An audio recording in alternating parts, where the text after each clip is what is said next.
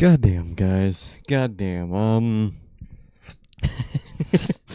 Goddamn, man. It was a good night. It was a good day, and it was a good show, man. But I can't wait to talk about that main event, man, and how and these wrestling doctors, man. That's really who I want to be on after tonight, man. Is these wrestling doctors should really lose their jobs, man? Cause man, that's just crazy to me, man. That is. Yeah. How's everybody doing, man? How's everybody doing? Thank you guys for joining us for Dynasty. I'm glad you guys can hear us this time. Glad you guys can hear us this time, man. OBS didn't have to update, so it completely didn't mess my soundboard up again. But hey, man, how are you guys doing? Thank you guys for joining us as always for another edition of your NHP post-show reviews as we are on here. And brother, I don't know what kind of stream we will be doing in about 7 days time, but I can tell you tonight's stream isn't gonna be it isn't gonna be on such a bad show, man. I'll tell you, it isn't gonna be on a show. It isn't going to be on a show that, why would anybody buy, tickets to night 2 of, man? Saturday's fine, but night 2, it's gonna be a shit fest. Per Pat McAfee. But tonight's show, I will say, was a very good show, and it was an affordable show. It was an affordable show, man. Unfortunately, you do got to pay, the pay-per-view price. But for the fans in attendance, man, they got to attend a show they can afford, and they got to go to a show that didn't, severely underwhelm. Now, again, was this the most biggest, wow, fucking boom in your face AEW show there's ever been? No. There wasn't any huge returns or debuts or, nothing like that per se. But just a very good wrestling bell-to-bell show. I think a lot of matches here just delivered. A lot of matches delivered. Obviously, not all of them. I mean, we did get some really cool moments on tonight's show. I thought, obviously, I got my gripes with a couple things here, but for the most part, man, I thought everybody, for the most part, went out there and delivered a very enjoyable show. Most definitely. I overall enjoyed the show very much. I don't think this will be nearly the same tune as we'll probably be in about a week's time from Saturday and Sunday. 6 days, 6 and 7 days away, man. I think it's going to be a very different type of review for this one, man. But overall, I enjoyed Dynasty. It was a fun show. Very, very good, matches throughout the show. And I just overall enjoyed, man. And this was a very digestible AEW pay-per-view. What is it, 8 matches we got here? Hold on. We got 9. 9 matches, very digestible from the usual fucking 14 matches on a pay-per-view. Went, by at a very good pace, man. Overall, I enjoyed tonight, man. I had some gripes with, certain aspects, but nothing can ever be perfect. And overall, I enjoyed my time and I enjoyed my night watching AEW, man. I think they deliver a pretty solid pay-per-view. I'll still say I think Revolution was better and just grander. But that's not a detriment to this pay-per-view at all. And I'm still as excited as I was before for Double or Nothing, man. And that's really what you want. And that is true, man. That is true. And I'm doing good. You guys, we'll probably hit the intro first. Not bad. All good, brother. All good. Well, how's everybody doing? Thank you guys for joining us here today for the Dynasty 2026 post-show review from Vancouver, BC.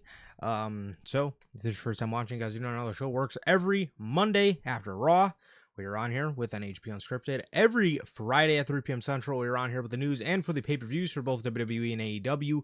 We are live directly after the show goes off the air with the official post-show review. If you guys did miss yesterday's edition of the news, 2 days ago's edition of the news, Friday's edition of the news, you guys can now watch that on all platforms. That is available for you guys on Spotify, Apple Podcasts, and if you want to stay first, join us right here live every single Friday at 3 p.m. Central for the news, man. So again, speaking of the post shows, obviously we're on here today.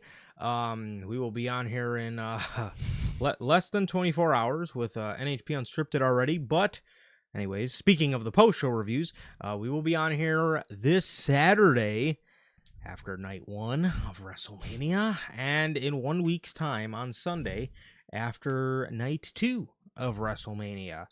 So we will have to see how that goes. Hopefully, the show is good. Hopefully, the show is God, I don't know. I'll tell you what, man. I am Um, after. I can't wait to talk about it tomorrow, oh, bro. Brother, after what the fuck we watched on Friday, wow. I'm expecting the worst, dude. I'm I'm genuinely expecting the worst for this weekend, and I'm excited for tomorrow to talk about that shit show that was SmackDown and whatever they're gonna pull tomorrow night. Man, I don't know. We're building to Cody Rhodes and Pat McAfee, I guess. yeah, Seems like we're building to a triple threat with fucking Cody Rhodes and CM Punk versus Pat McAfee at this fucking point. you But would think. man, I can't wait to talk about it. But we'll be live for WrestleMania next week. Yeah, obviously this is a busy stretch, so when Friday hits, you guys will have gotten us for 4 days. Maybe even longer, depending on what days other things might fall happen. on. Yeah, exactly. But with that, if you guys haven't got a chance to get your hands on some of the official NHG merchandise, you guys can now find the brand new Slept On design live on the merch shop. That is bonfire.com. Links at the top of the description of this very video, man, where you can find this beautiful piece, as long as all the other OG designs, again, on bonfire.com. Link is at the top of the description of this very video, man. Again, that is bonfire. To grab yourself some merch, man. So, with all of that being said, if this is your first time watching, guys, do not know who we are here at NHP. I am Johnny, one half of the host of this very show. And as for the other half, we got my man Sir K here. Sir K, go ahead. Let everybody know what it is you are smiling about today. Man, I'm smiling, man, because I woke up, and I'm here with you guys, man. I'm here with you guys. Very fun to always be here with you guys. Very fun for pay-per-view weekends, man. It was a great weekend. Got to Sunday, and it was a very good show, man. Usually I'm not a Sunday pay-per-view guy, and that'll always stand. But AEW did deliver a solid show, man. So that's good to see. Imagine being like waiting for a Sunday and you get like a WrestlePalooza or last year's Dynasty. I'd be really mad, man. I would. But overall, man, had a good weekend. Had a good pay-per-view, man. I'm here with you guys. Can't get any better than this, man. I'm doing good, waiting for WrestleMania weekend, man. I'm kind of excited and dreading it at the same time, man. And I'm intrigued. I'm expecting the absolute worst. I hope that helps whatever disappointment I have. And if it doesn't, then my God. But excited in a way for the upcoming weekend and Mania. Mainly for the shit show, man, and talking about it with you guys, man. But one more thing before I get on to the usual last part of the intro, man. Sometime this week, we should have a date tomorrow during Unscripted, man. But at some point this week, either, Tuesday, Wednesday, or Thursday, whatever day, we will be doing another gaming stream, but not of 2K this week, but of Ready or Not. And that looks really fun. I'm excited to do that, man. We will have a date for you guys tomorrow. We will. But all we know right now is it's going to be at some point this week, we will be live playing Ready or Not on NHG, man. I'm excited. And last part, like Durante always asks, life's good, family's good. How's everyone doing in the live chat? How's everyone doing in the replay? What about you, bro? How are you doing? I am doing very good, man. I'm doing very good. Thank you for asking. Yeah, I'm doing pretty good. Getting ready for obviously what should be a pretty busy week with everything going on surrounding WrestleMania and surrounding just everything else in life. Should be a pretty busy week. And then obviously, like you just said, we did come to the conclusion that our next gaming stream would be Ready or Not. So I'm very excited for that. The game looks very fun, and I'm very excited to get a feel for it, man. Get a feel for it and kind of see what we're working with here. So I'm very excited for that. Very excited to see how that whole thing goes. I think it's going to be a lot of fun. I think it's going to be very enjoyable for you guys, man. And I'm excited for it. But yeah, just busy week coming up, man. Busy week coming up, obviously, with everything. We got WrestleMania all the way up until the Raw after WrestleMania, so it's going to be very busy. Yeah. It's obviously going to be a very busy time, and just excited to see what happens with this crazy week we got coming up, man. So Excited to see how all this goes. So yeah, that's pretty much about it, man. That's pretty much about it.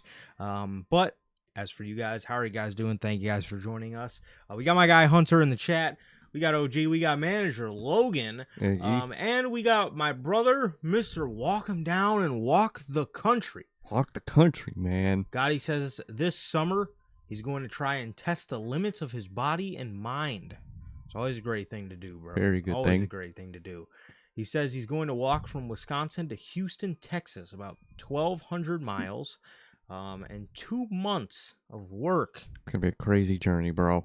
That is going to be a crazy journey, man. I'm very proud of you. Very happy for you, bro. And I hope you kill it, bro. I know you could do it, bro. I know you could do it. Exactly. I know you could do it, bro. I know you could do it. You're a demon, bro. I'm very proud of you. And I can't wait to see, man. That's a crazy thing to do, and I think you could pull it off. Yes, sir. Yes, sir. So I'm excited, bro. Let's see what you guys are saying, man. Looks like you guys think it's a good show. That's good. I think it was a very good show. Hunter says his best match was either Casino Gauntlet or Opsreay Moxley. Might be Darby and Andrade for me. I was gonna say that. That might be mine. And I left those two matches. I think those were the best 3 matches on the show, to be honest. But Darby and Andrade killed it for me, man. I love those two individually, and I think their styles really went well tonight with each other. I would probably say Darby and Andrade. Then I would probably put Moxley, Opsreay.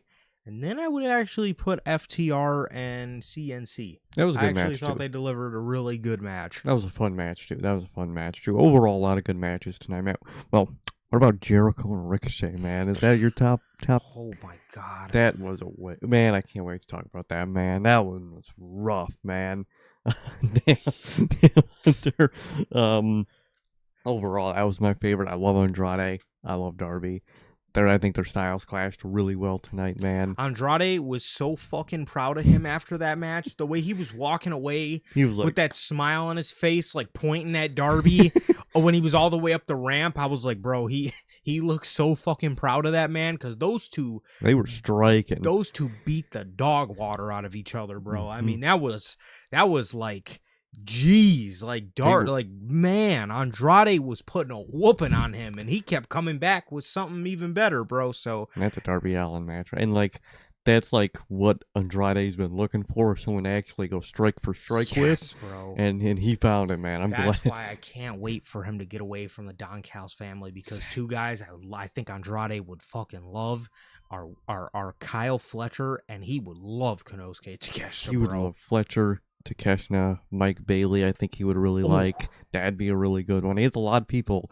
Obviously, it's AEW that he'll fucking go strike for strike with, and that sounds exciting, dude. That sounds right. Even like MJF. I mean, I think they ran that match at some point, but even that again on a bigger stage, they could go strike for strike, man. Shit like that. I'm very excited. 100%. I'm very happy that Andrade's being used this run. I'm so happy. I'm very happy because I love the fucking guy. He is my favorite match of all time. So I'm very happy with that. This dude literally stood across the ring in 2018 from Johnny Gargano, and to this day, almost 10 years from 8 years from that match, is still my favorite match of all time. The Gargano match from Philly. But dude, Andrade's such a dog, bro, and I'm like Sir K just said, bro. I'm just so glad he's actually getting used this time around, because that first AEW run, it was, it went like everybody's AEW run was going at the time. Nobody got used. There was only a handful of guys that got used, and it was kind of a creative a wasteland of talent usage. But he came back, and I don't know what happened. I guess it had to take them breaking up for Tony Khan to really fuck with him. But ever since he brought him back, he's done nothing but show like Andrade's Andrade's his boy. Like, he really fucks with Andrade. I don't know what happened. Maybe they just had a conversation and were bluntly honest with each other.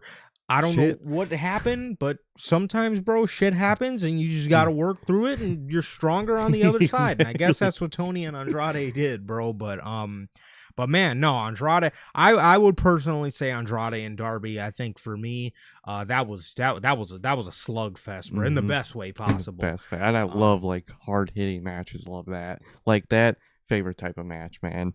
No, 100%, man, for sure, get that.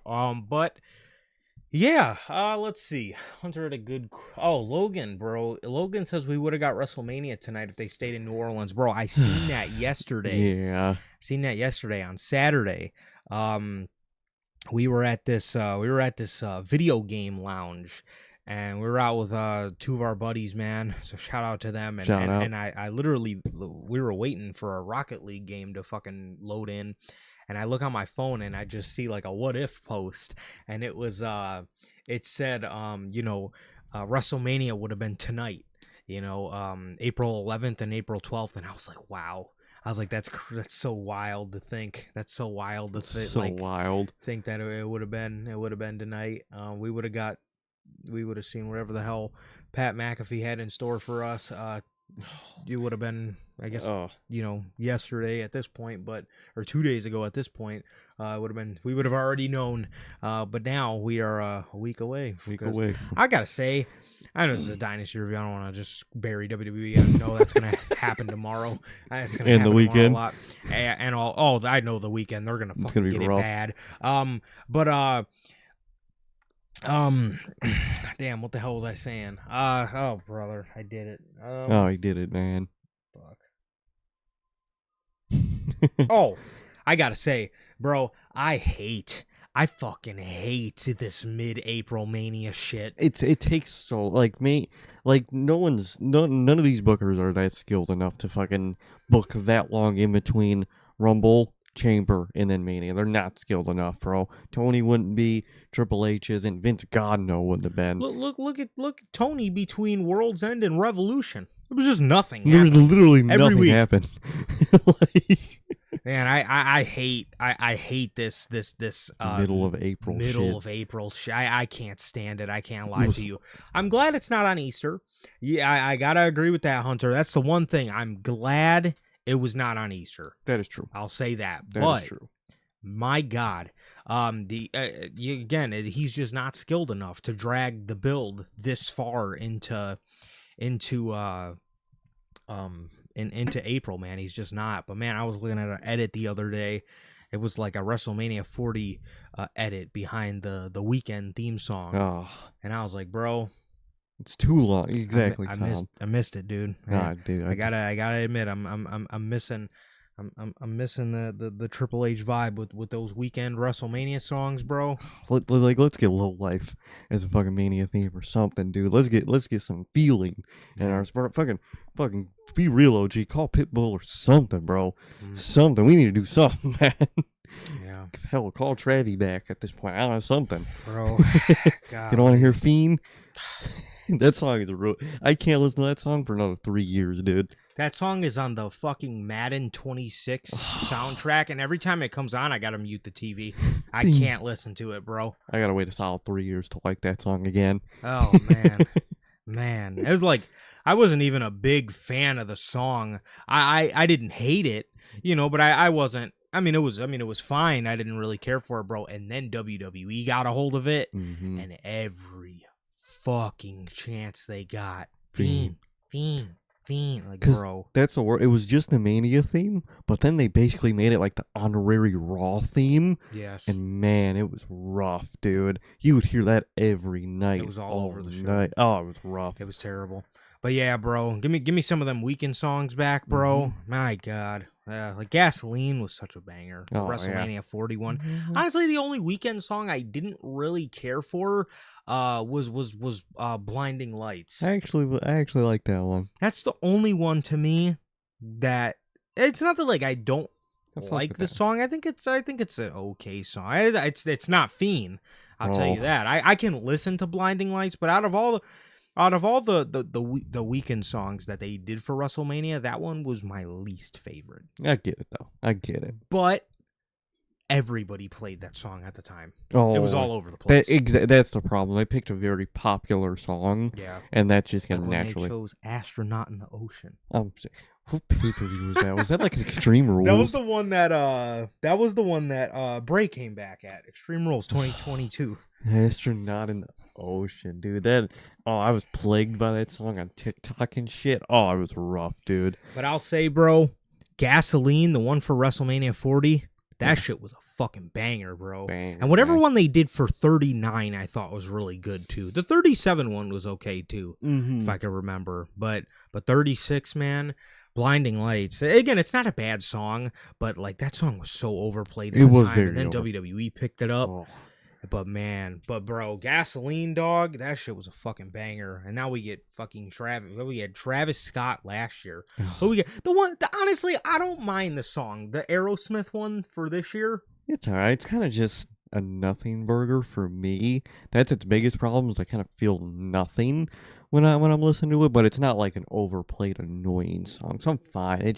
I don't even feel like there's a Mania song when that's the song, if that makes sense. You know what I mean? Yeah. It's like there's none. I know that feeling. Because there's no feeling for Mania at all. Yeah. So yeah. No. Yeah. The song, the Aerosmith. I don't know exactly who it is, but it's Aerosmith and somebody else. I think it's called "Back in the Saddle." Isn't there also like a Nickelback song? I think there is. Maybe. I think there's also. Is it Nickelback and Aerosmith? I think it's those two bands, man. And I don't know if, like Logan says, it just doesn't feel like Mania, but that song it doesn't fit Mania to me. It's just, I don't feel anything when I'm listening to that song, man. And I like Nickelback. Play some old Nickelback for the song. Hell, give me that shit. Give me some Creed. Give me something, man. Give me something. I know, dude. Give me some good booking, really, but... Yeah, we should probably get that underway first. Let me see. Because I swear they're always talking about Nickelback. Yeah, Back in the Saddle by Aerosmith and Youngblood. That's what it is. But they... Okay, that might be the problem. You almost never hear it. Bones for Crows by Nickelback and You Can't Stop This are the other two, the secondary songs for Mania. Can we please stop this, Triple H? Please? I ain't talking about the songs. I'm talking about you. I was gonna say I could have swore that was Aerosmith, but yes, okay. Yeah, Nickelback does have an alternate song. Oh, okay. So, but man, I don't know why they really don't like heavily promote a night 1 song and a night 2 song. You would think with the way they do that shit, they really would, man. Because that's what I would do. Might as well. Yeah. I like Back in the Saddle. I think it's okay. But yeah, as long as it's not Fiend. Oh my God, I couldn't. There's so many other Travis Scott songs. That's so much better. Bro, you could have done Butterfly Effect. That would have kind of fit the whole little John Cena and Cody Rhodes program. That would. You could have done something. Fiend? Oh, I couldn't. Fiend was rough, man. It was constant. I couldn't. Because didn't that one Raw, him and Jake came out to Fiend? Yes. They did. And fucking... Yes. Yeah, that was horrible, man. It was so overplayed. That was bad. Fuck. So, let's see. Tom's here. What up, How you bro? doing, man? My guy. Hunter had a good question. I'm trying to go back to it. Hold on. What about New Orleans? It was crud. Where was it? Here he goes. He says, do you guys think AEW could run a counter pay-per-view during WrestleMania weekend? So this actually just was a topic of conversation. Will Ospreay was talking about it in an interview about them running a show the same weekend WWE runs their Saudi Mania next year. I gotta admit, I do not, as bad as WWE is, I don't think the same weekend is a good idea. The week before or the week after, you could. If it's the weekend before or weekend after, I think they totally could, and I think it'd be an overall success. I would say before, so you be the standard, and then they go and they fuck it up, and they're like, oh, they did that. You got to do the takeover route and go before and make them look like an ass. Yes. But not the same weekend, man. Not the same weekend. They should run a big pay-per-view in New Orleans or just the U.S.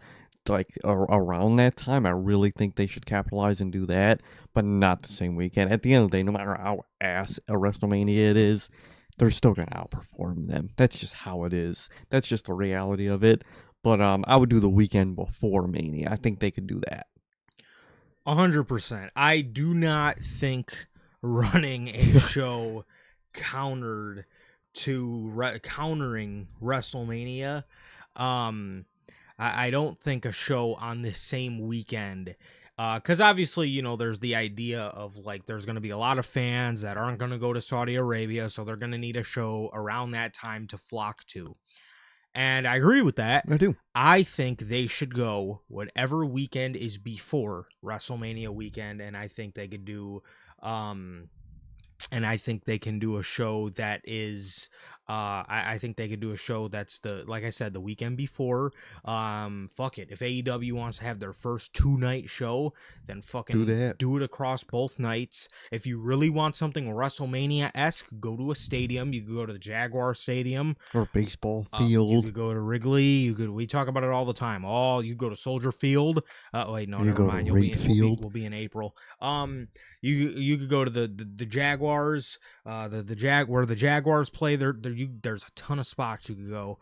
I think they should do it. I think they should do it. I think, and again, do the takeover route, bro. Put a show the weekend before Saudi Mania. If, like Tom says, if it does end up happening, put it there, and bro, show them boys how to rock. Show them boys how to go from fucking 7 to 12:30 20con, please. Bro, man, light them motherfuckers up, because WWE will then have expectations to meet that they're not going to probably meet. That they will probably, especially Saudi. If the Saudi Mania does work out next year, it is going to be the most TKO Mania in the world. That's the perfect Mania to have something right before. Go to a market that WWE skimped out on, whether you want to go to New Orleans or maybe Minnesota, because Minnesota got skipped out on a few times. That'd be good. Go to something like that, man, and have a banger-ass show, man, and give a standard that they're just not going to be able to meet a week later, man. Same weekend. Nada. Like Logan says, AEW and Tony Khan won't even do a same weekend pay-per-view. They'll never do that. But the weekend before, go ahead. I go crazy, and I think they should. I really think they should, because as long as they got the right people healthy, they'll be fine. They'll show them up 100%, man. 100%. I think they absolutely have every shot in the world. I guarantee you, and I hope I'm wrong, I guarantee you in exactly 1 week, we will be on here saying that this AEW Dynasty show was better than at least one of the nights of WrestleMania. I can almost guarantee it. At least one, if not probably both. I do not expect a whole lot of greatness from this next weekend, man. Yeah. But they should 100% run something the weekend before, man. And obviously, their schedule goes usually, it'll probably be Dynasty the week before Mania anyway. Mm-hmm. Fill Dynasty like crazy, man. Turn Dynasty and into one of your big ones, man. Treat it like one of your big ones next year, because you might as well. Yeah, absolutely. I think that's the way to go. I think that is the way to go, man. But give me Jay White versus AJ Styles. Hey, bro. Do something, man. Give me Will and Fletcher. Give me fucking... Well, AJ was supposed to be here tonight. He was supposed to be here tonight. He didn't make it. Yep. The flight got fucked up, man. The bus got fucked up. It was the travel rain. issues. It was the rain. It was the rain. It was some travel issues. They didn't change the tire on the bus. Whole lot of shit done happened, man. Yeah. He'll be at the next one, man. Double or nothing. We got it. Yep. Chicago was getting really bad rainstorms, so... He wasn't able to make it, man. Couldn't make it to Vancouver, bro. Couldn't make it to Vancouver from fucking Alabama or where the fuck he lives. Yeah, Georgia. There it is, Georgia. Yeah, bro. He was supposed to be here tonight. He was supposed to confront Will Ospreay, for their match at All In and announce his employment main event spot against MJF for Double or Nothing. But, bro, you know how it goes. Yeah, it was a whole thing. There was rain in Chicago. Raining. So coming from Georgia, he couldn't fly through Chicago. He's supposed to come to O'Hare, but we got bad rain today. Bad rain. Yeah, it was really bad. So he ended up having to land in Indiana and then take a bus, but then the bus had a flat tire. It was a whole thing. Oh, they were snowed in. Crazy. Yeah, it was bad. It was really bad. Yeah, there was possibility of a snowstorm. There was earthquakes here. A lot of earthquakes. Yeah. We tsunami. almost got a tsunami. Exactly. Yeah, it was bad. It was really bad. So unfortunately, AJ couldn't make it over. To get to Canada. But he was supposed to be at Dynasty tonight. But I have received word he's gonna be at Double or Nothing. It's gonna be a Double or Nothing, man. My sources, they're telling me Double or Nothing, man. Yeah, same, 100%.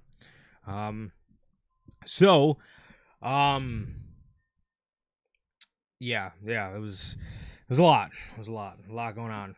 He had to call his car insurance company. Something happened with his car, and then they call the general and be like, "Yo, dude." Answering. It was bad. But anyways, let's see. I think I've answered all the questions. We got it all. I'm pretty sure. Yes, but all right, man. AEW Dynasty. This took place from Vancouver, British Columbia. I got to tell you guys, man, AEW, I'm very proud of you, man. 1 year ago, a little over a year ago, I sat here and buried this AEW Dynasty show top to bottom. Top to bottom. I ripped the show to absolute shreds, bro. There was one good match last year on Dynasty. It was a fatal fucking four-way. Triple threat. It was a triple. Oh, it was triple threat. It was contrast to this year. It was Kenny Omega. What a year's time. Kenny Omega was the savior of Dynasty last year with Ricochet and Speedball Mike Bailey. They put on a triple threat that was the only redeeming quality about the entire show. Oh, the entire pay-per-view was a complete nothing burger last year, man, and they really turned it around this year, man. This year was very solid pay-per-view, man. I overall enjoyed it, man. 100%, bro. 100%. Yeah, we did not have to deal with the Young Bucks, coming in at the end and screwing over Swerve Strickland to align with the guys that ran them out of the company. It wasn't anything like that this year, man. Nothing like that. Thank God. It wasn't anything like that. So I got to give him props, man. This was a hell of a lot better. Now, it was pretty hard to not be better, but it was a hell of a lot better than Dynasty was last year. It was hell of a lot better, man. I did not enjoy Dynasty in the slightest last year besides that one match. But this year, overall, I enjoyed most of the show, man. Again, like any show, a few little details here I wasn't a fan of, man. Maybe a few booking decisions, but overall, man, very much enjoyed myself and very much had a good time for tonight, man. And usually I'm not excited for Dynamite, man, but I'm still excited for the Owen and excited for Double or Nothing. And the fact that the Owen's basically up next for events of television actually makes Dynamite a whole lot better in the next like 2 months.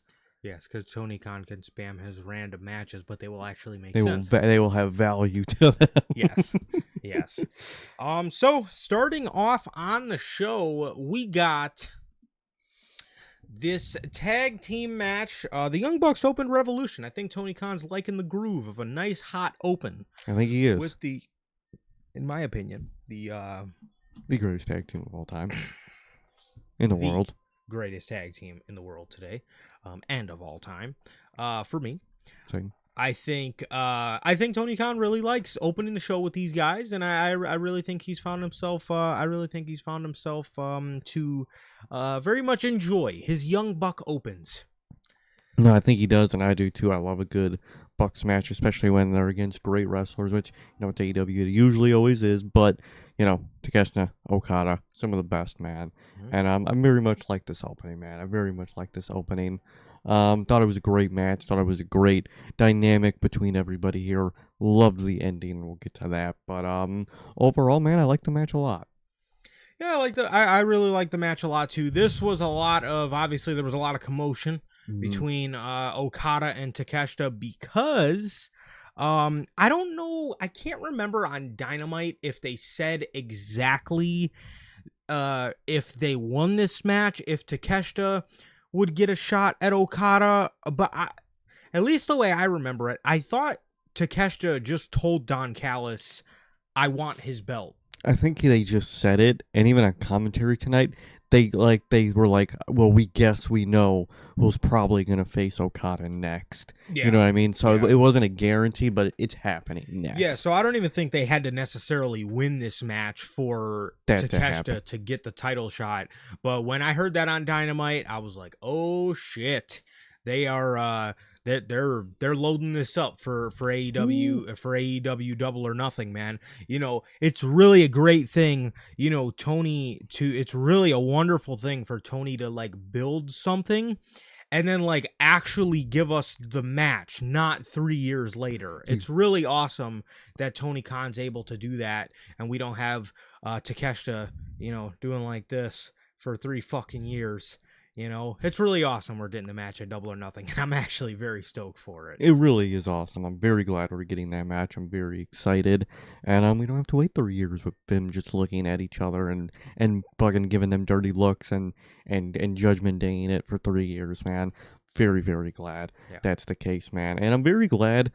This used to be an AEW problem, but there's more. We get like actual people turning on each other and nowadays like OG AEW, he would have done what everybody else would have done, and he would have just walked out and caused them to lose the match.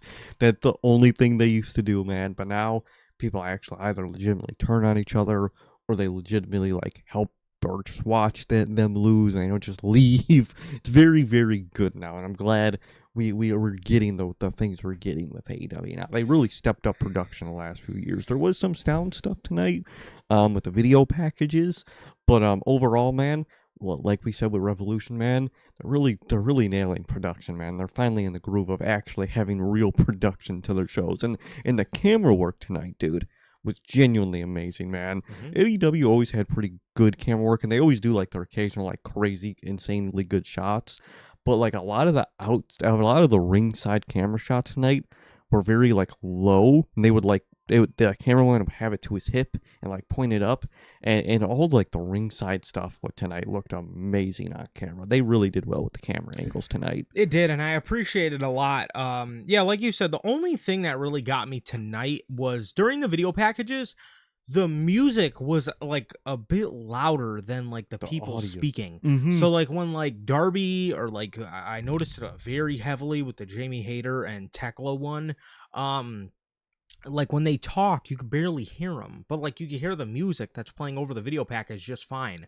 But I guess beggars can't be choosers, because we asked them for how many years to give us video packages in between each matches to let things breathe, and this is 2 pay-per-views in a row now where they've done that. So I got it, AEW, man, plain and simple, are slowly but surely gaining my trust back as a fan. They are. I gotta say they've been doing a great job with that, because I hated back in old AEW when, you know, and Darby Allin scores the victory, but now, like, and then they would immediately go, but now we have FTR, and it's like, dude, they breathe, bro. Yes, let fucking things breathe, man. It's like, geez, like Darby Allin wouldn't even be on the ramp yet, and FTR's music would hit, and they'd start coming out for their match. I'm like, hello, like, what?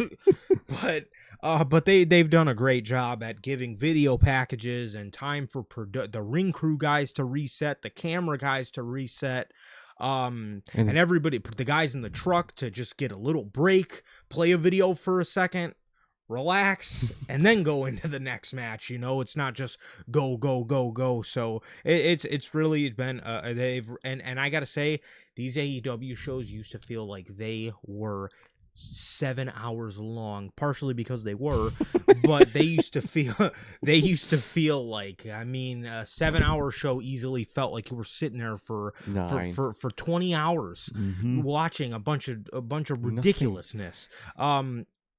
Watching a bunch of fucking chicanery on a Sunday night, but these shows have been so digestible. They announced the main event, and I was like, damn, that's it. I was like, that we got the main event already. And yeah, we I mean, the shows have just been more digestible. They've been more fun to watch. Obviously, commentary always fucking sucks, but that's a part of the show that actually It's is just really enjoyable for me just because it's so funny half the time. But oh, never mind. Can't wait to get to the women's match and the main event, man. Always two matches that they just fucking that commentary just ball outs on, and it was funny, man. It was funny, but production has been amazing overall, man. Obviously, bit of sound things tonight, but other than that, great. Never mind. The great production, man. Great camera work, man, and I really enjoyed what they've been doing, man. I really hope they truly keep it up. 100%. 100%, bro. So, yeah, we got, what was I talking about? Making a point about something. I can't remember. Oh, yes. Oh, yeah. Old AEW, man. I swear, I'll never forget it, but the Kenny Omega turn. When he was supposed to turn on Adam Page, and I was expecting a legit heel turn, like something like the Cena heel turn, or Yep. like a legit segment, or a part of the show, a post-match segment, or a segment, a legit turn where Hangman goes to hug him and he hugs him, but then he backs up and fucking decks him with a clothesline, something like that. But all those years ago, if you guys remember, Page went to hug Omega. Omega stepped to the side. Page fell on the ground. Kenny got out of the ring, pushed over a table, walked out, left with Don Callis, and the next time we seen him, he was full-blown... just a monster. Heel Kenny Omega, just a demon, bro. For no reason. And that was the Hangman turn. And then like a few years later, you could compare it to like the change from the Blackpool Combat Club to the Death Riders. That got like a real segment of them turning on Bryan. They choked him out with a paper bag. Yes. And fucking did like such a difference of like literally just being heel all of a sudden, and then like an actual segment, man. Mm-hmm. No, 100%. And then tonight here with Okada, the Bucks have Okada in Meltzer driver position, and Takeshita is holding Nick's leg to stop it. And then he just slowly lets go and backs up, and he puts his hands up.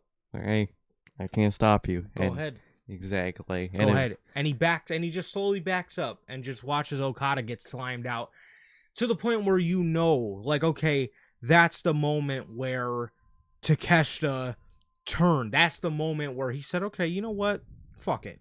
He's all yours. Go ahead. You know what I mean? A concrete moment. Something concrete. Now, obviously, we've known these guys have hated each other for a while, but at least in the match, Takeshita was trying to make it work. But he had so much of Okada's bullshit throughout the match, he was just like, you know what? Go ahead. I'm going to get my match anyway. Exactly, man. So, and another positive thing about tonight, which it was also part of that moment, there wasn't a whole lot of Don Callis tonight. Like, I loved Revolution, but he was all over Revolution, man, and it was annoying. But like tonight, that's really the only thing I remember. Was he even at commentary for the Andrade match? He was not. That like, was, yeah. Like, that's the kind of thing I want, man. And in his reaction, I actually really enjoyed to the Okada turn. He was like kind of shocked and appalled, but like, obviously, character-wise, he should have expected it, but, like, he really didn't. I really like how he played up in that moment, man, and I like how he didn't see him for the rest of the fucking night from that, and I really enjoyed that. Yeah, 100%, because when the Andrade match was happening, I was like, I noticed that right when the match ended, and he went to shake Darby's hand, and I'm like, I was kind of, like, listening to hear Don Callis' reaction, and then it dawned on me, I was like, oh, yeah.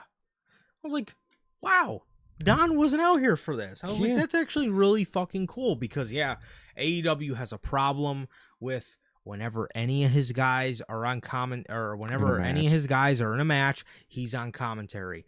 And that's fine if your group didn't have damn near every member of the roster in it, because that means we have to hear him on commentary for almost every single match, and it is just, again, if you got 3 guys in the group and you want to be on commentary, when they wrestle, that's fine. But 9 times out of 10 on a Dynamite, 3 out of 5 matches on the show have Don Callis guys on it. Mm-hmm. You know what I mean? So it's like, again, like I said, it's not like his group has 3 people in it. It has like 15. So he's on commentary almost all night, and then don't even let a pay-per-view happen, because out of the 9 matches, 6 of them have Don Callis people in it, and it's just like, oh my god, man.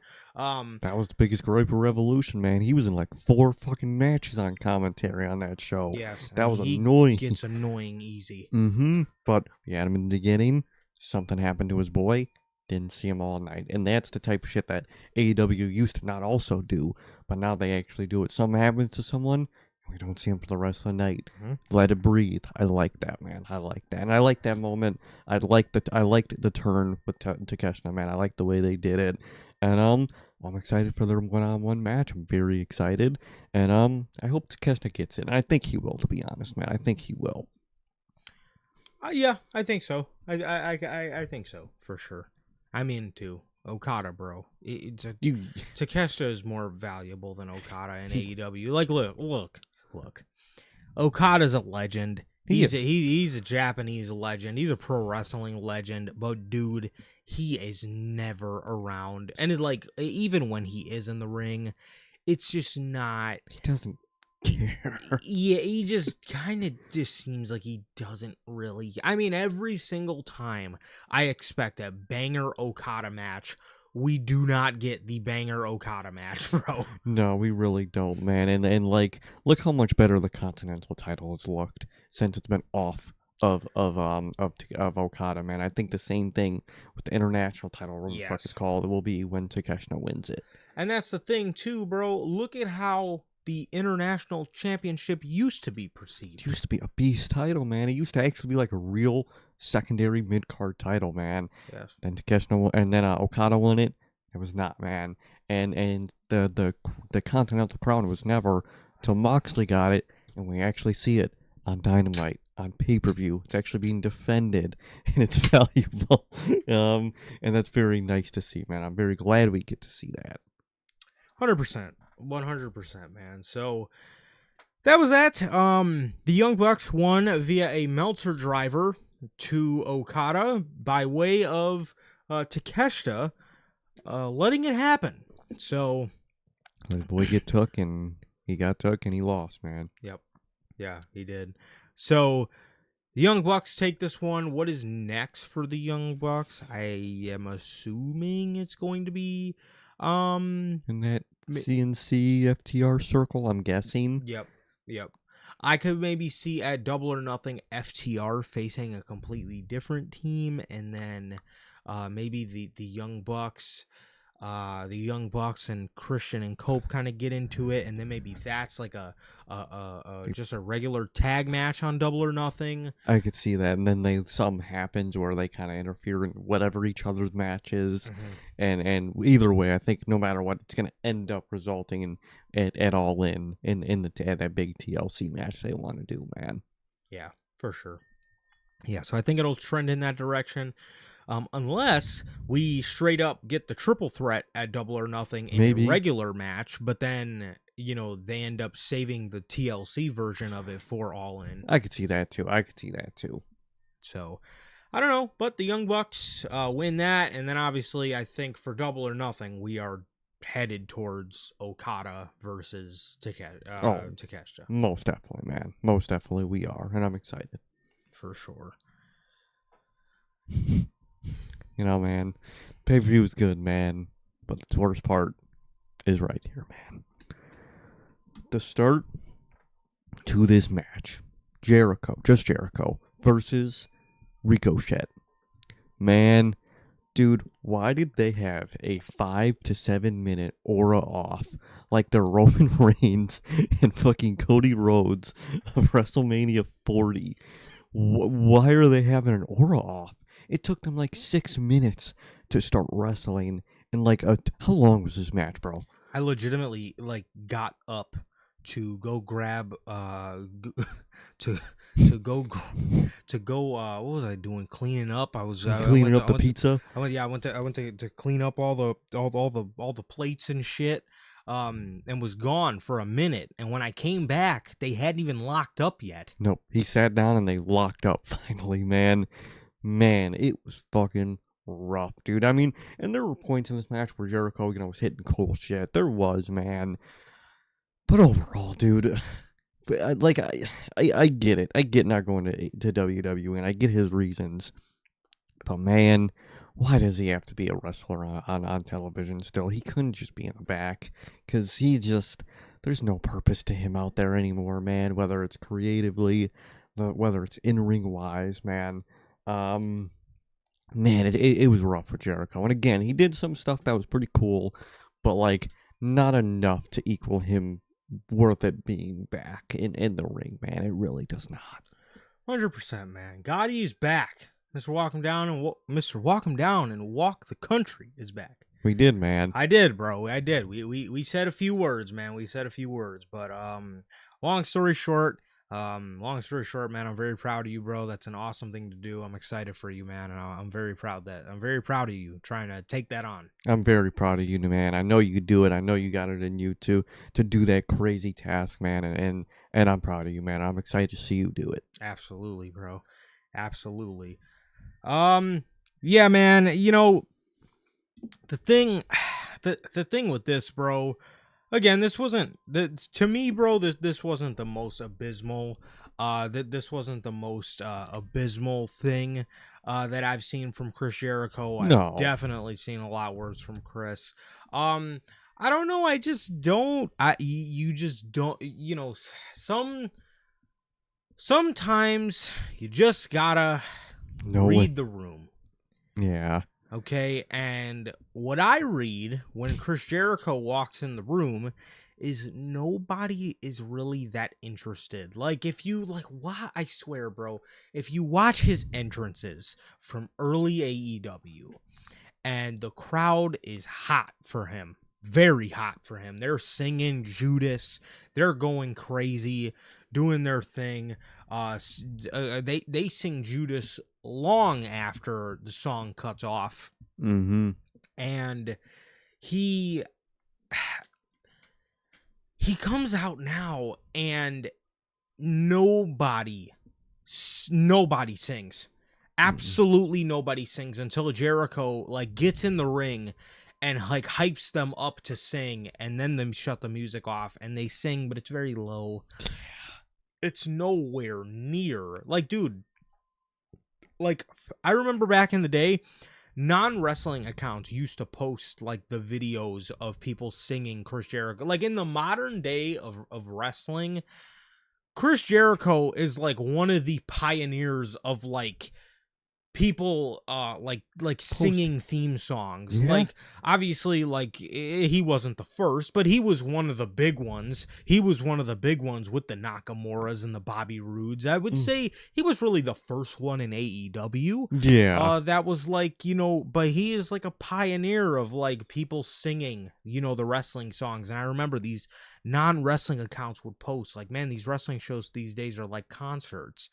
And it was such a big thing, man, and everybody loved it. And now you look at this shit, and it's just again, there's just I just hardly feel anything when I see Jericho in AEW. And again, I'm not even completely gonna sit here and say he should have went to WWE, because I understand why he didn't, but why he didn't go back. But at the same time, I think, bro, even a little longer out of AEW would have helped. I don't know, maybe another year, and I don't even know. I get why he wouldn't want to do that either, because he's so much older now. But it's just it just begs the question. Maybe it's fucking time to hang it up. Exactly. Maybe it's time, man. Maybe it's time to just do it, man. You did everything in this company, man. You won the AEW title.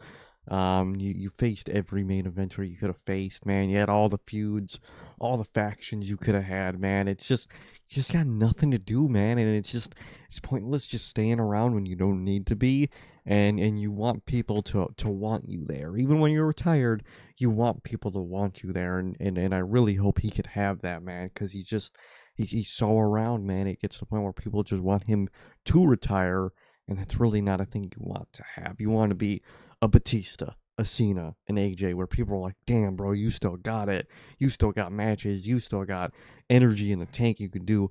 You want to retire with energy in the tank, man. You really do. Yeah, 100%. You do not, again, you, it's, yeah, man, it's just, it might be time, bro. It might be time. Again, it's just there's no interest here. I feel from their audience. I feel and really, I mean, the booking isn't really all that inspiring, man. Ricochet as his first feud back. I can see why he did it. He's never worked with Ricochet, but at the same time, Ricochet, like at the end of the day, you are putting two people together that not a lot of people care for. Now you're looking at Jericho, and really the reason everybody doesn't really care about Chris doesn't really have anything to do with people not liking him. It's just kind of more of fatigue. I think we've seen an abundance of Chris Jericho in AEW. And then you look at Ricochet right off of this. I'm glad you had MS stuff or whatever he said. You're looking at that, and a lot of people don't really care for him right now. Mm-hmm. So you're putting two guys together essentially, and two negatives don't make a positive. And again, you're putting two guys together that there is just no really desire from your audience to see either of them. No. I just don't I don't really know like what good exactly they thought this was going to do, but yeah, Ricochet, man, I gotta give I gotta give Ricochet his credit. Mm-hmm. I think throughout a lot of this match, I think he kind of did carry Chris a little bit. I think there was a lot of moments in the match where Jericho looked gassed, but Ricochet was able to kind of take over with a burst of offense and really kind of carry the load while Jericho was kind of just, laying around trying to catch his breath. But so I mean, I gotta give Ricochet credit where credit is due for that. I think they had a lot of cool spots here. They had Ricochet did a shooting star press that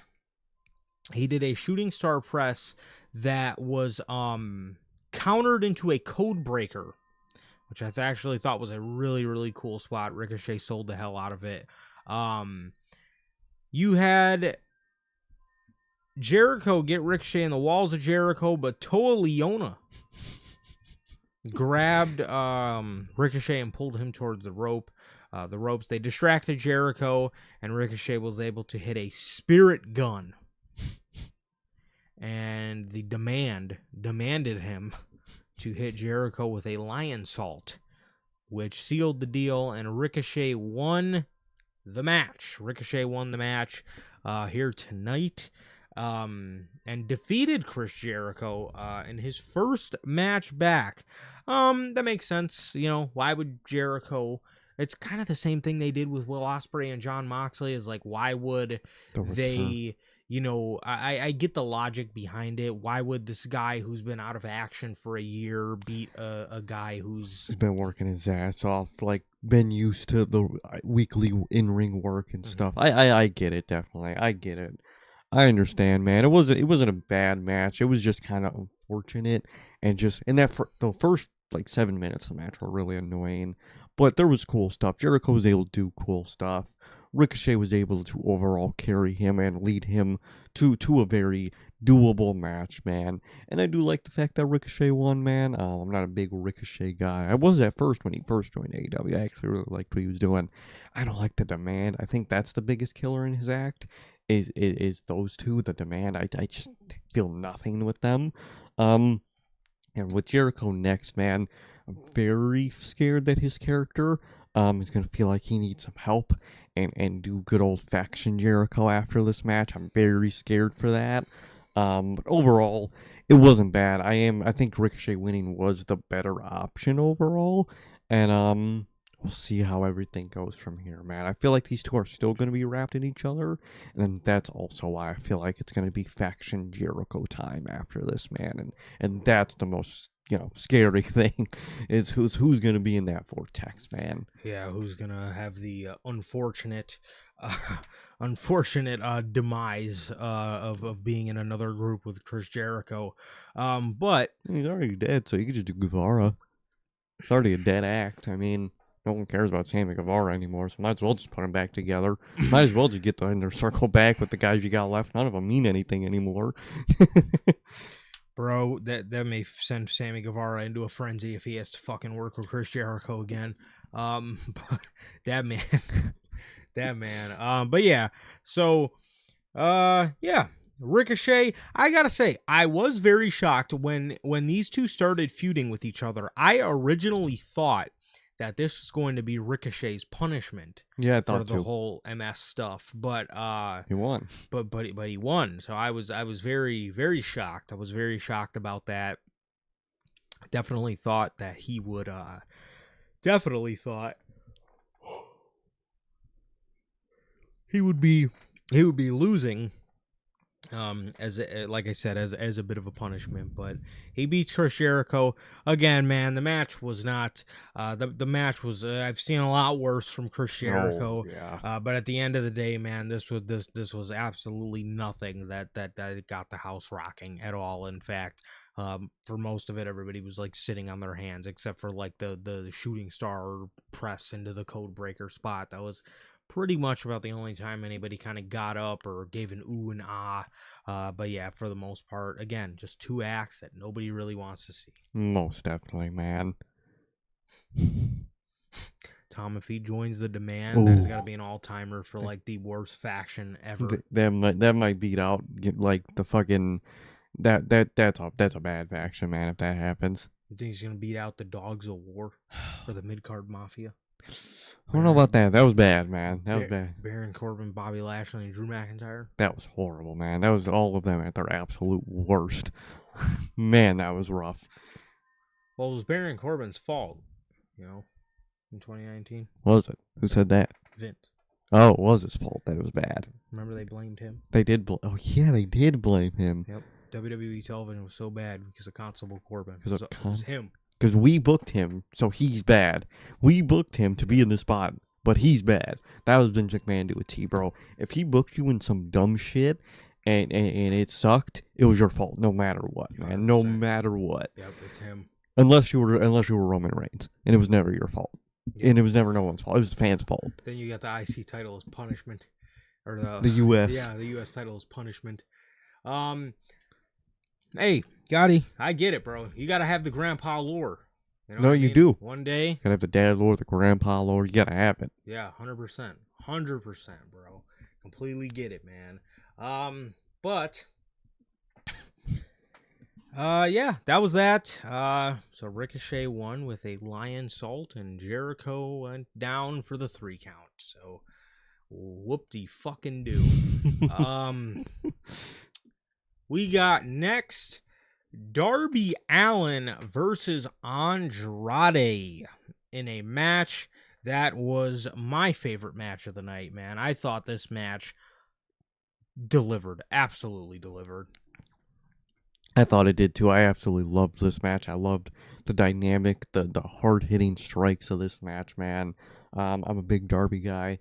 I'm a big Andrade guy, and I think their styles really clashed very well tonight, man. I love what they did. The spots were really dope, man. Especially, well, the stair spot was really good, man. All those spots were fucking amazing, man. And very much enjoyed myself. I'm a big Andrade guy, like I said earlier. I'm glad at this run in AEW they're really fucking using him, and Tony Khan just loves him all of a sudden, man. Glad to have Darby back in the fold. He's back on the map, and I'm glad to have him around in AEW again, man. Love to see it, man. And overall, I love what these guys did, man. I really liked just the spots tonight. I love the dynamic they had, and just I love the energy in this match, man. This type of shit I love. I love hard-hitting matches. It's probably my favorite. Like, in-ring style is just heavy strikes and just hard-hitting stuff. I love that type of shit. And that was this match to a T, man, and I loved it. Yes, it was. I thought it was very good. They were in the crowd fighting. Bro, and Darby Allin kicked Andrade down the arena stairs. Oh my god. And Tony Schiavone said that he kicked Andrade down the steel steps. Has he ever walked in an arena? Everything's the steel steps are what you use to get in the ring, Tony. Does that look like arena concrete stairs to you? They're steel steps, man. He's eating steel steps. Throw him on the steel steps, dog. Fucking commentary, gotta love it. And fucking Excalibur's like, Tony, I think those are concrete steps. When you have to have your boy who's equally as shitty as you correct you, come on, dog. We've gotten to the point with Tony Schiavone where Excalibur is correcting him. I think it's concrete. Brother, what are we doing? Fucking A, man. There was some steel steps, man. Some steel steps. Tony. There was a there was a spot where Darby came off the top with a drop kick into Andrade that was sitting in a steel chair. And Excalibur gave his classic Dorby. Not Darby. Dorby. Good old Darby Allin. Dorby. Great job, Excalibur. Bro, Andrade had Dorby on the second rope, or it might have even been the top, in a fireman's carry position, and straight up did a backflip with this man in fireman's carry position. Insane spot, man. Insane. Darby counters this, and as Andrade lands on his back, Darby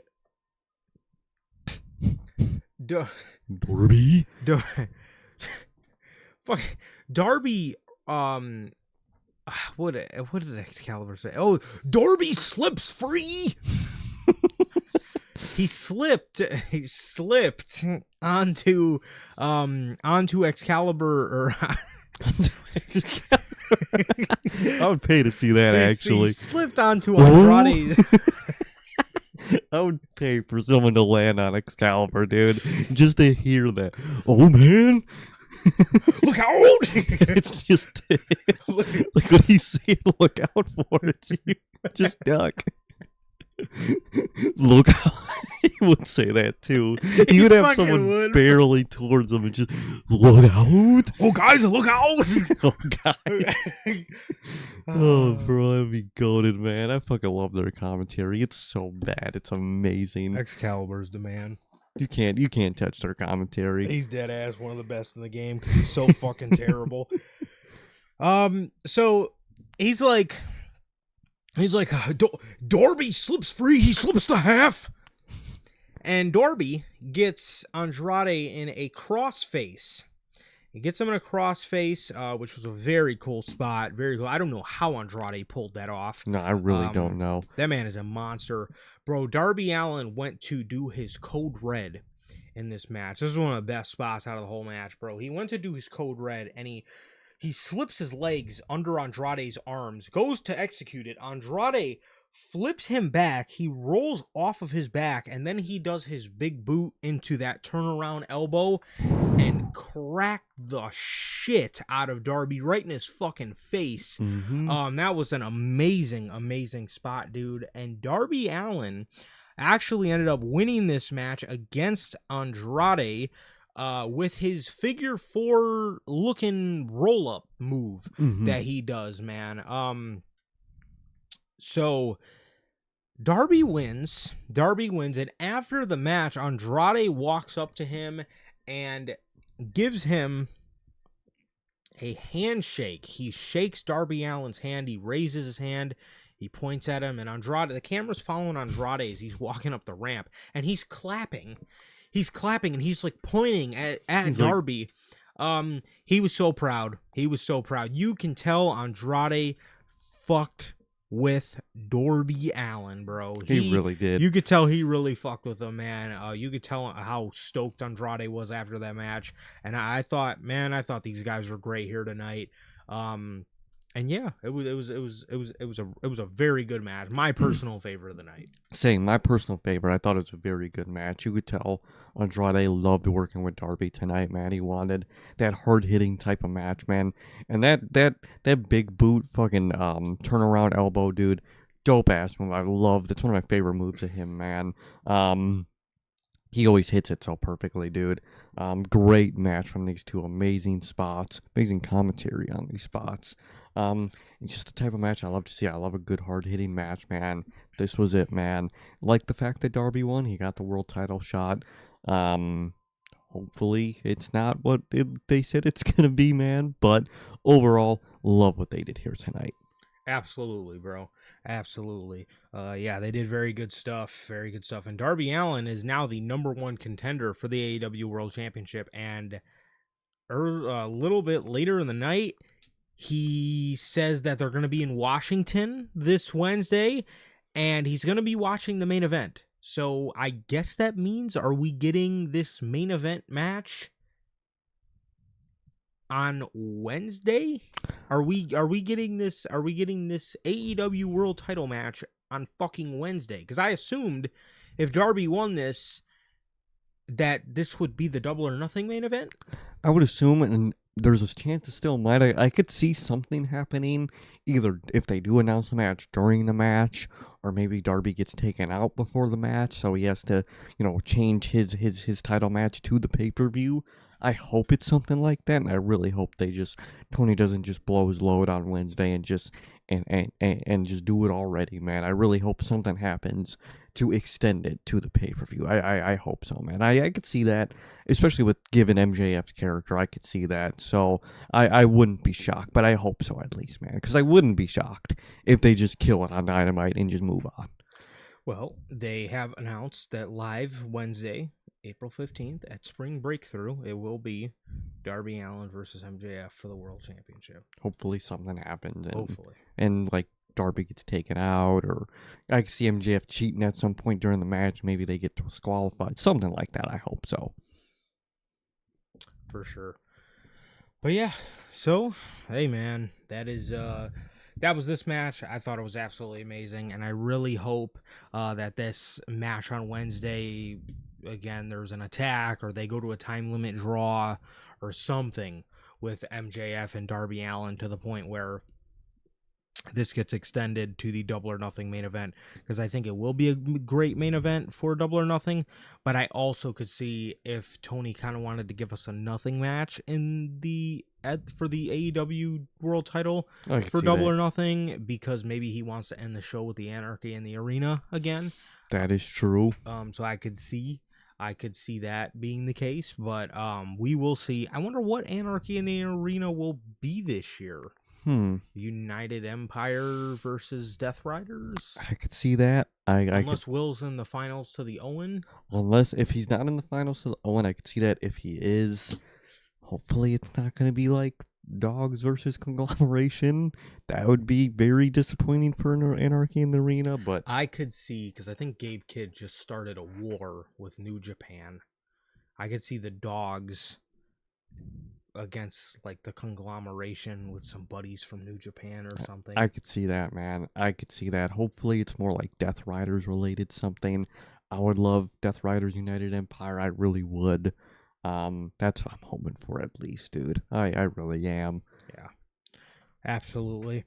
I hope so, but we will have to wait and see. Gotti says that the scrum between the El Grandes on AAA was better than any scrum the Glorious Fed has put together all Mania build. Dude. You mean to tell me that you didn't like Pat McAfee holding the fucking WWE Championship on his shoulder? Gotti, you mean to tell me you weren't messing with that? Man, I loved it. Man's walked out the building with the world title on his shoulder while Randy Orton was just standing next to him. Holding a fucking chair.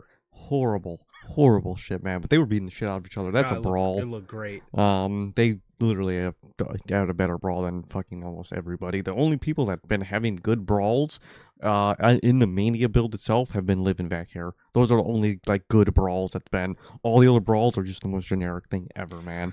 We do harp on them. We do harp on Liv and Steph because there's a lot of brawls, but at the end of the day, bro, Liv and Steph have really good, like they whoop up on each other. They be decking each other, man. That lump onto his forehead. They hit the fuck out of each other, man. I gotta respect. Or when that one where they went into Gorilla and Liv got fucking slammed on Gorilla Grab, man. She sweeped her legs, bro, and Liv just splat right. Oh, dude. They've been, bro. We mentioned it on Friday, man. But I think that's one of the biggest in-ring sleepers. Yeah. For WrestleMania, man. No, but listen, the El Grandes. Okay, first off, WWE put so much time into it on their own television.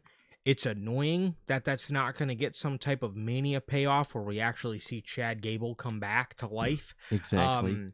But I gotta say, it looked great. Like that was a brawl. That was an actual brawl. They were whooping the piss out of each other, bro.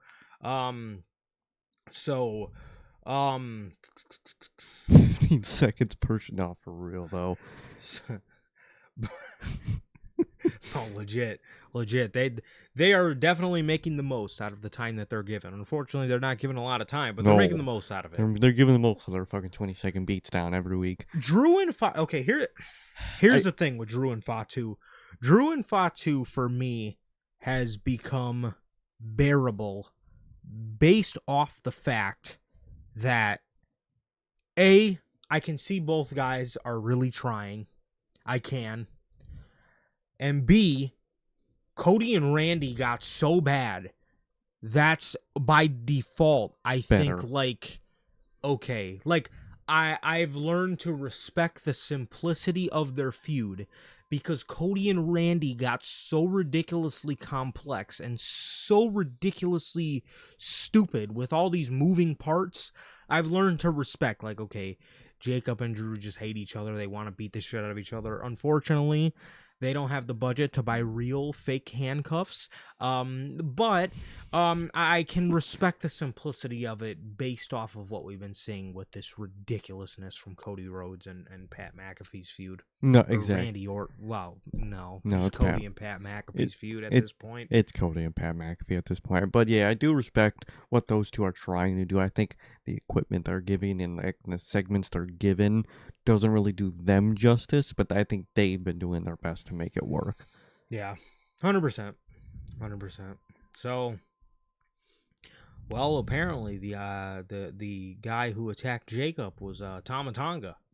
From what they alluded to, but then they didn't say it, and yeah, they like what was that segment? Like, I won't talk about it tomorrow, but like, what are y'all doing, man? What is going on? Honestly, what the fuck is going on back there? I don't know. I don't think they know what's going on, man. They got the new writers. Triple H taking the show from the new writers. You know how the IWC goes, man.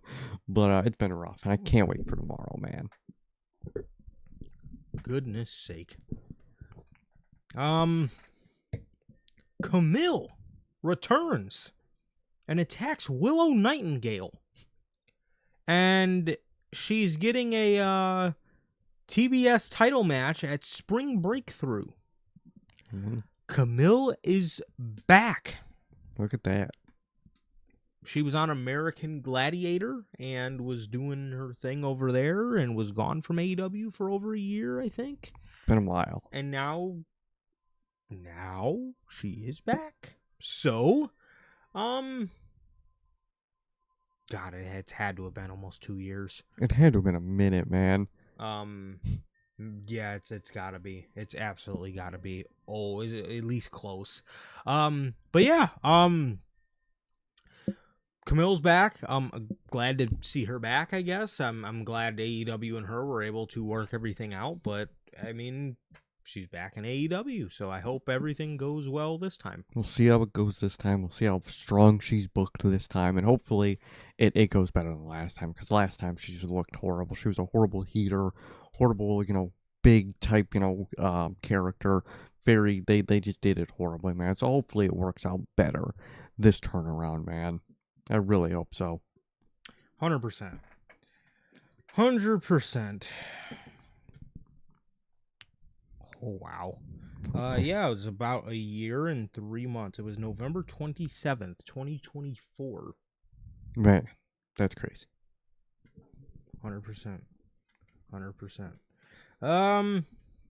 Yeah, so that was that. And the next match was FTR versus CNC. CNC. I am sipping on Mountain Dew Baja Blast, man. It's been hitting lately. I don't know what this guy's sipping on, bro. I don't know either, man. I don't know either. God. Yeah, never mind. Let's just continue. No. We got a match to talk about here. Cage and Cope. Adam Copeland's such a cornball. He's hilarious. I love Adam Copeland, man. He is so corny and just truly. You talk about believing your own hype. No one fits that bill harder than Adam fucking Copeland, man. He really does, dude. He loves it. He loves himself, man. And you gotta just respect it, man. Bro. Dude. Gotti, bro. Yeah, Baja Blast is a W, man. I gotta say, though, I can never turn my back on Pepsi, dog. Never turn my back on Pepsi, man. There's some classics, man. You can never turn your back on, man. Baja's one of the best. Easy. 100%. 100%. So, bro, you have Adam Copeland. He was rolling up Dax Harwood. And he got clocked right in the face with the championship that Cash was trying to bring inside of the ring. Christian stopped him, but then Christian let go of the belt, and Cash swung the belt back and swung it right into Copeland's face. Hit him right with the championship while referee Paul Turner had his back turned. Bro, Copeland is bleeding at this point for maybe 5-10 minutes, something along. He was bleeding for a while. He was, and the replay they did of the spot did not do his moment justice, because you could tell right before he got hit with the belt that he was already bleeding, because you could tell he bladed while he was on the ground waiting for the spot. They should have not shown the replay they did, man. And it just showed you that he already bladed. It was hilarious. Bro, Gotti's a fucking no ice guy too. That you got to be a no ice guy, bro. I don't understand how I don't understand how when people go places they get ice in their drink, bro. But by the time you get to to half your fries, dude, your drink's already half water, bro. Yes. I cannot do ice in my drink at places. Now, if I'm getting, if I'm at home, I could do, or if it's water, obviously, because it's water on water, I could do ice. Mm-hmm. Cannot do ice when I go out, bro. And I just can't. Yeah. You can do water on water violence, bro. You can't do water on soda violence, dog. Can't, bro. You can't do it. I don't like it in coffee. Even when I get iced coffee, I don't want ice in it. I just want my coffee to be cold. And same with soda, man. I can't do ice. It just waters it down. Yeah, 100%. 100%, bro. So, we got let's see, man. We got yes. So Copeland gets hit with the belt. Christian gets thrown into the timekeeper's area, and Adam Copeland proceeds to start going Super Cena mode. Absolute Super Cena mode. FTR was trying to double team this guy. He was ducking. He hit a double spear on both of them. I genuinely thought that was it. He was going to solo FTR and win the tag titles, bro. I really did. He hit a double spear on both of these guys. He was fighting on a little bit longer. But Dax and Cash did end up hitting him with a shatter machine for the victory in what was, in my opinion, a very good match. I think I really enjoyed this match. I did. I enjoyed it a lot. I think it was a very good show, or a very good match, for the tag team championships, as their first match was really good. It was. Their first match was really good. I think I would say this one was better, personally, man. I can't remember if the first one involved Stokely or not. I think it I did. think it did. I think because he was like in this feud the whole time. He's actually been with them for a while now, man. So He has, and I'm glad they thank haven't. God. Just kicked They him out. yes, I'm glad. I'm very glad. Well, there was a spot that did scare me because Christian threw Stokely in the ring, and it looked like he broke up The pin. the pin, and Dax started like chasing him around, and I'm sitting there like, dude, Don't don't do do this. Stokely like this, bro. I actually really like him with FTR. And he has better spear than Jey Uso, man. He's got a way better spear than Jey Uso. Who don't? Yeah, but Big Justice has a better fucking spear than Jey Uso. Literal child. Uh, so, yeah, that did scare me a little bit. Obviously, I got PTSD from like Jade Cargill and Chris Statlander with Stokely Hathaway and them breaking him off with people way earlier than he should. But I don't think we're trending in that direction. At least not until FTR lose the tag titles. But even then, I hope they don't get rid of Stokely. Yeah, they hit a shatter machine on Cope, and Cope took the pin. I know. He's trying to beat the allegations, man. He took a pin. Look at that, man. I really enjoyed the match. I thought, obviously Christian kind of got launched into, that area of what table is it called? It's the ring bell table. He got launched by that table, got taken out into that table.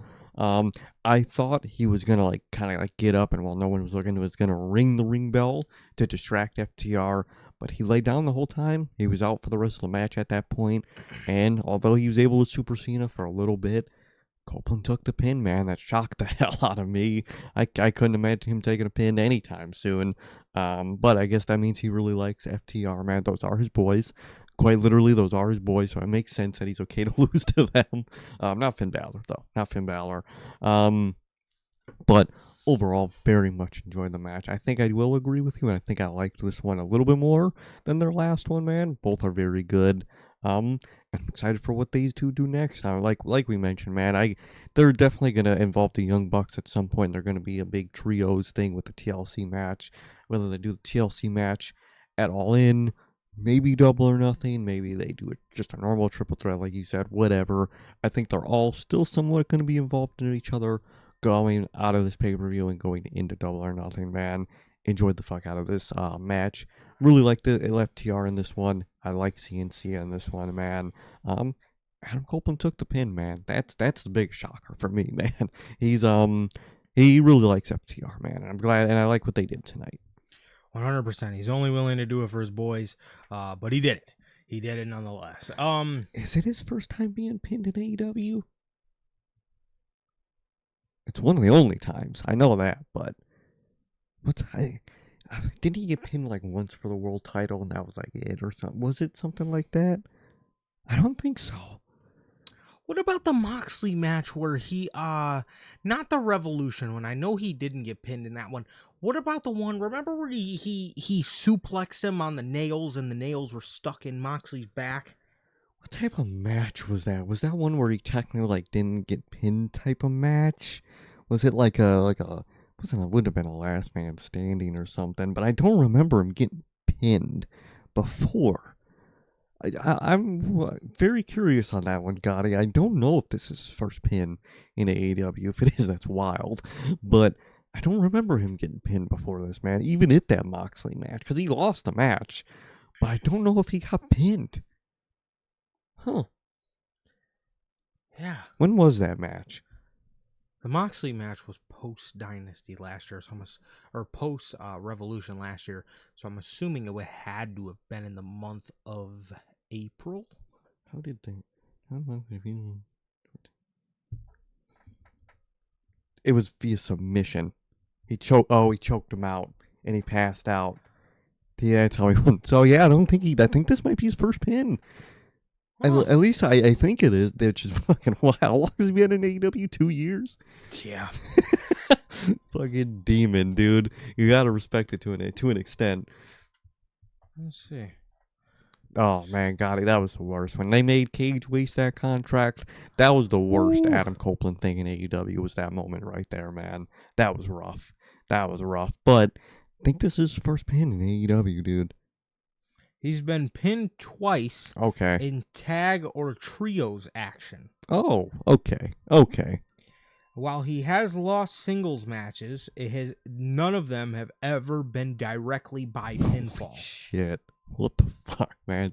And this was a tag match, so he technically still never got pinned in a singles capacity. Notably, the pin to the pass out to Moxley, and the match where Christian took the pin for him, or the pass out for him. I guess technically. His boy lose for him. That's crazy work. Deadass send his guy. Send his best friend to lose for him. Jeez. Rough, man. That's some shit, man. Wow. That's his first time being pinned? That's insane. I didn't even think about it like that. That's fucking impressive in the worst way possible. Jeez. But yeah, I thought the match was great. And I'm excited to see what they can do moving forward with TLC and the Young Bucks, and obviously all the stuff that I'm sure they have in mind. I'm excited for all of it. I think these two teams work well together. I'm sure they train together all the time. So I think what they had going on here today is was very good. Very good. No, I thought it was very good. I very much enjoyed this match. Yes, I was very happy to see Adam Copeland finally take a pin. Exactly. It felt really good. It was like, oh wow, look at that, man. He actually likes these guys. Yep. So next up we had the Casino Gauntlet match for the TNT Championship. Starting out, we had Tommaso Ciampa and Rush. They were numbers 1 and 2 in the Casino Gauntlet. Number 3 was Bandito. I liked it. I will say, usually with like these gauntlets and casino battle royals, whatever they are, usually Tony Khan puts the most rando fucking people in this match. And besides your random L clone in this match, they had a good selection of people overall, man. You had Jet Speed. You other than kind of Yuta, you had the good members of the Death Riders, man. Mm-hmm. Overall, I liked the pool of people they had for this match. It's better than they usually do for these type of matches. It is. It is. Typically, all we see is Mark Davis and the Lance Archers and all these other people that know Rocky and Trent. You know, we see all these scrubs at Hechicero, all these people that nobody wants to see. You want to see the Mad Scientist in Lucha Libre? Mad fucking Scientist. I do. Terrible nickname. I would take the Mad Scientist in Lucha Libre personally, or Masquerada Dorada. You don't want to see Masquerada? I would have took Masquerada Dorada. Exactly, man. Him I would have took, yeah, for sure. I would have took him. Gotti asked how we do the Mania weekend streams. We'll be on both nights. We'll be on Saturday. We'll be on Sunday, man. It'll be a 4-day stretch for your boys, man. You'll get us for 4 days in a row. Possibly 5, depending on how that gaming stream ready or not, what day that's going to be on this week. Yes. So possibly 5 days in a row. I'm excited. Possibly 5 days in a row. Very excited. Very excited.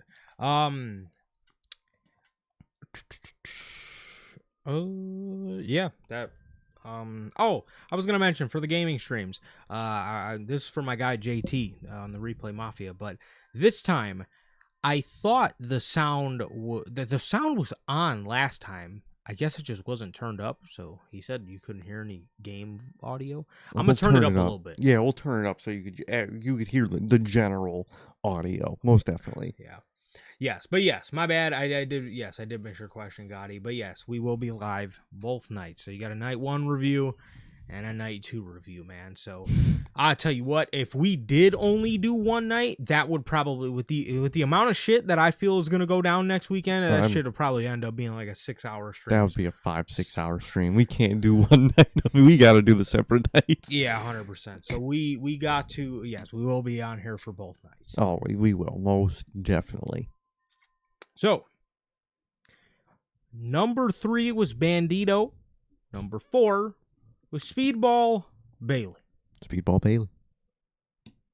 And number 5 was El Clan.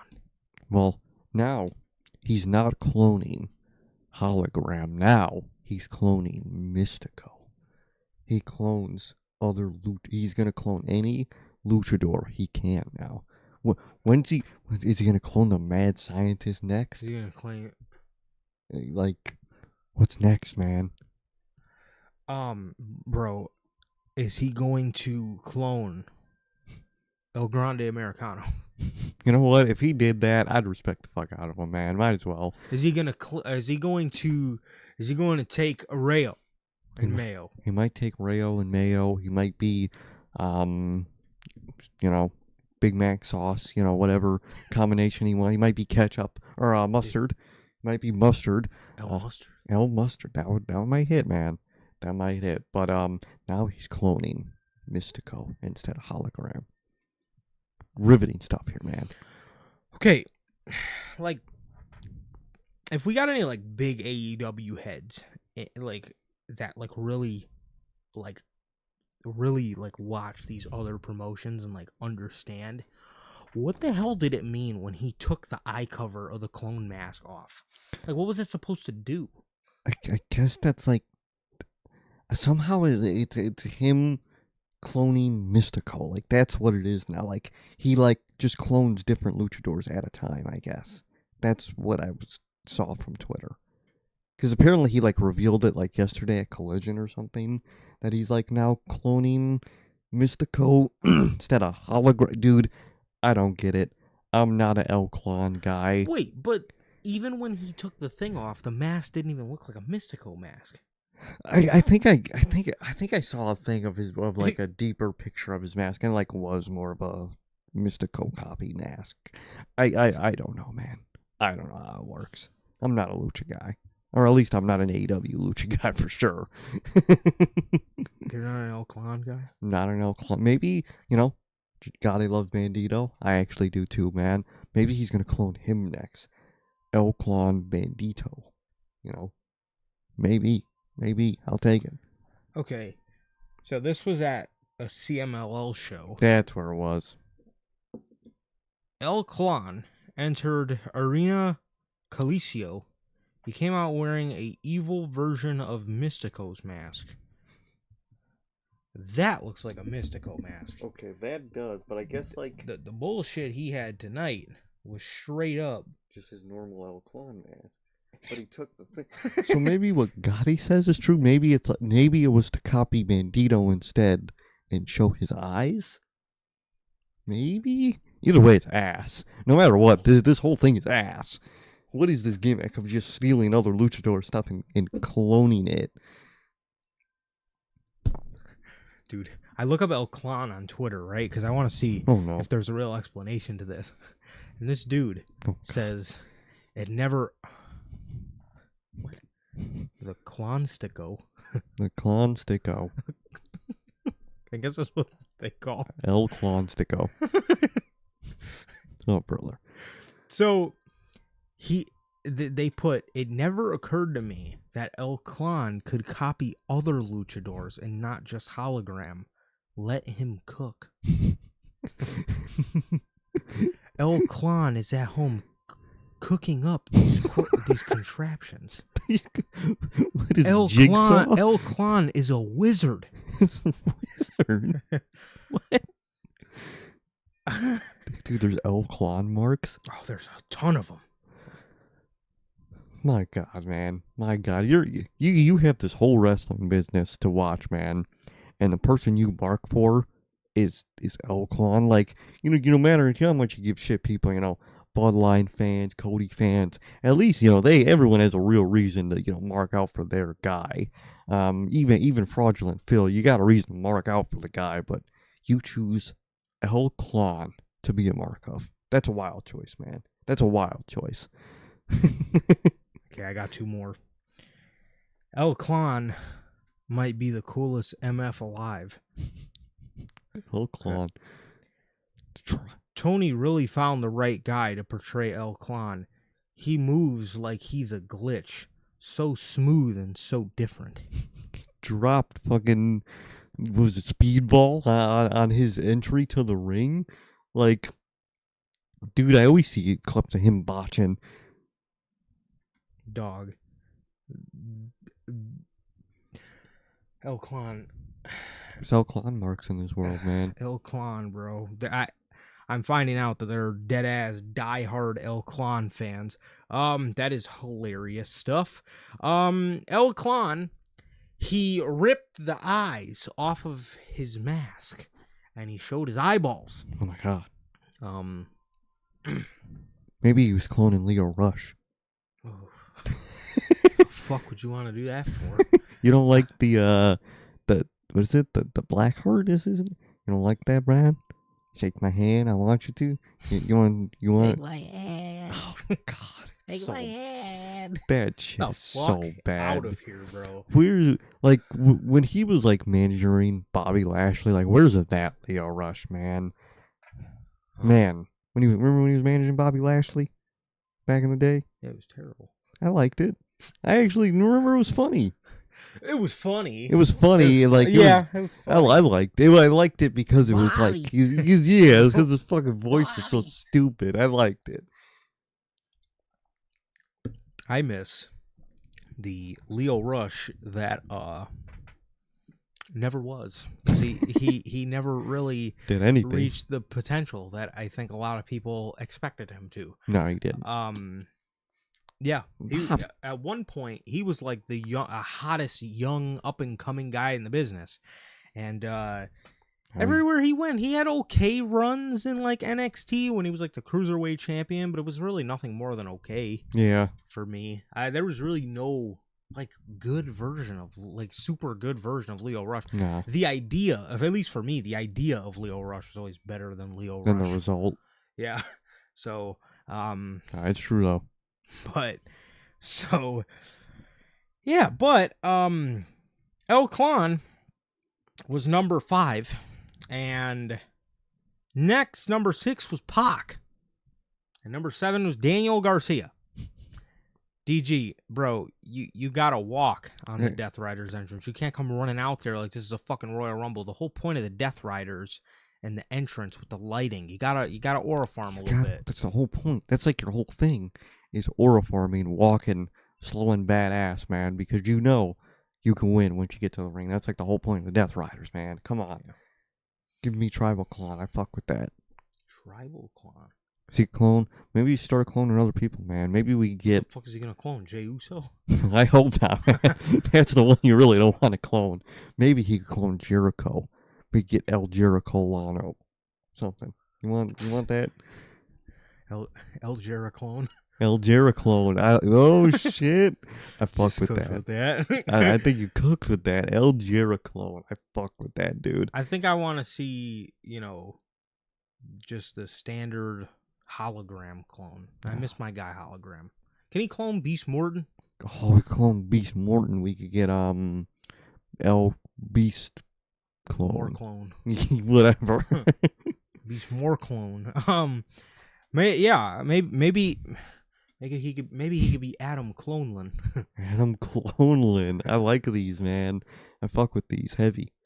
What is this video you've seen of Leo Rush, Gotti? Is it the handshake one? That one was kind of popping this past few days, so it might be that one. Either way, they all suck. Or was it the one of him crawling, running like a dog, and then jumped out the ring?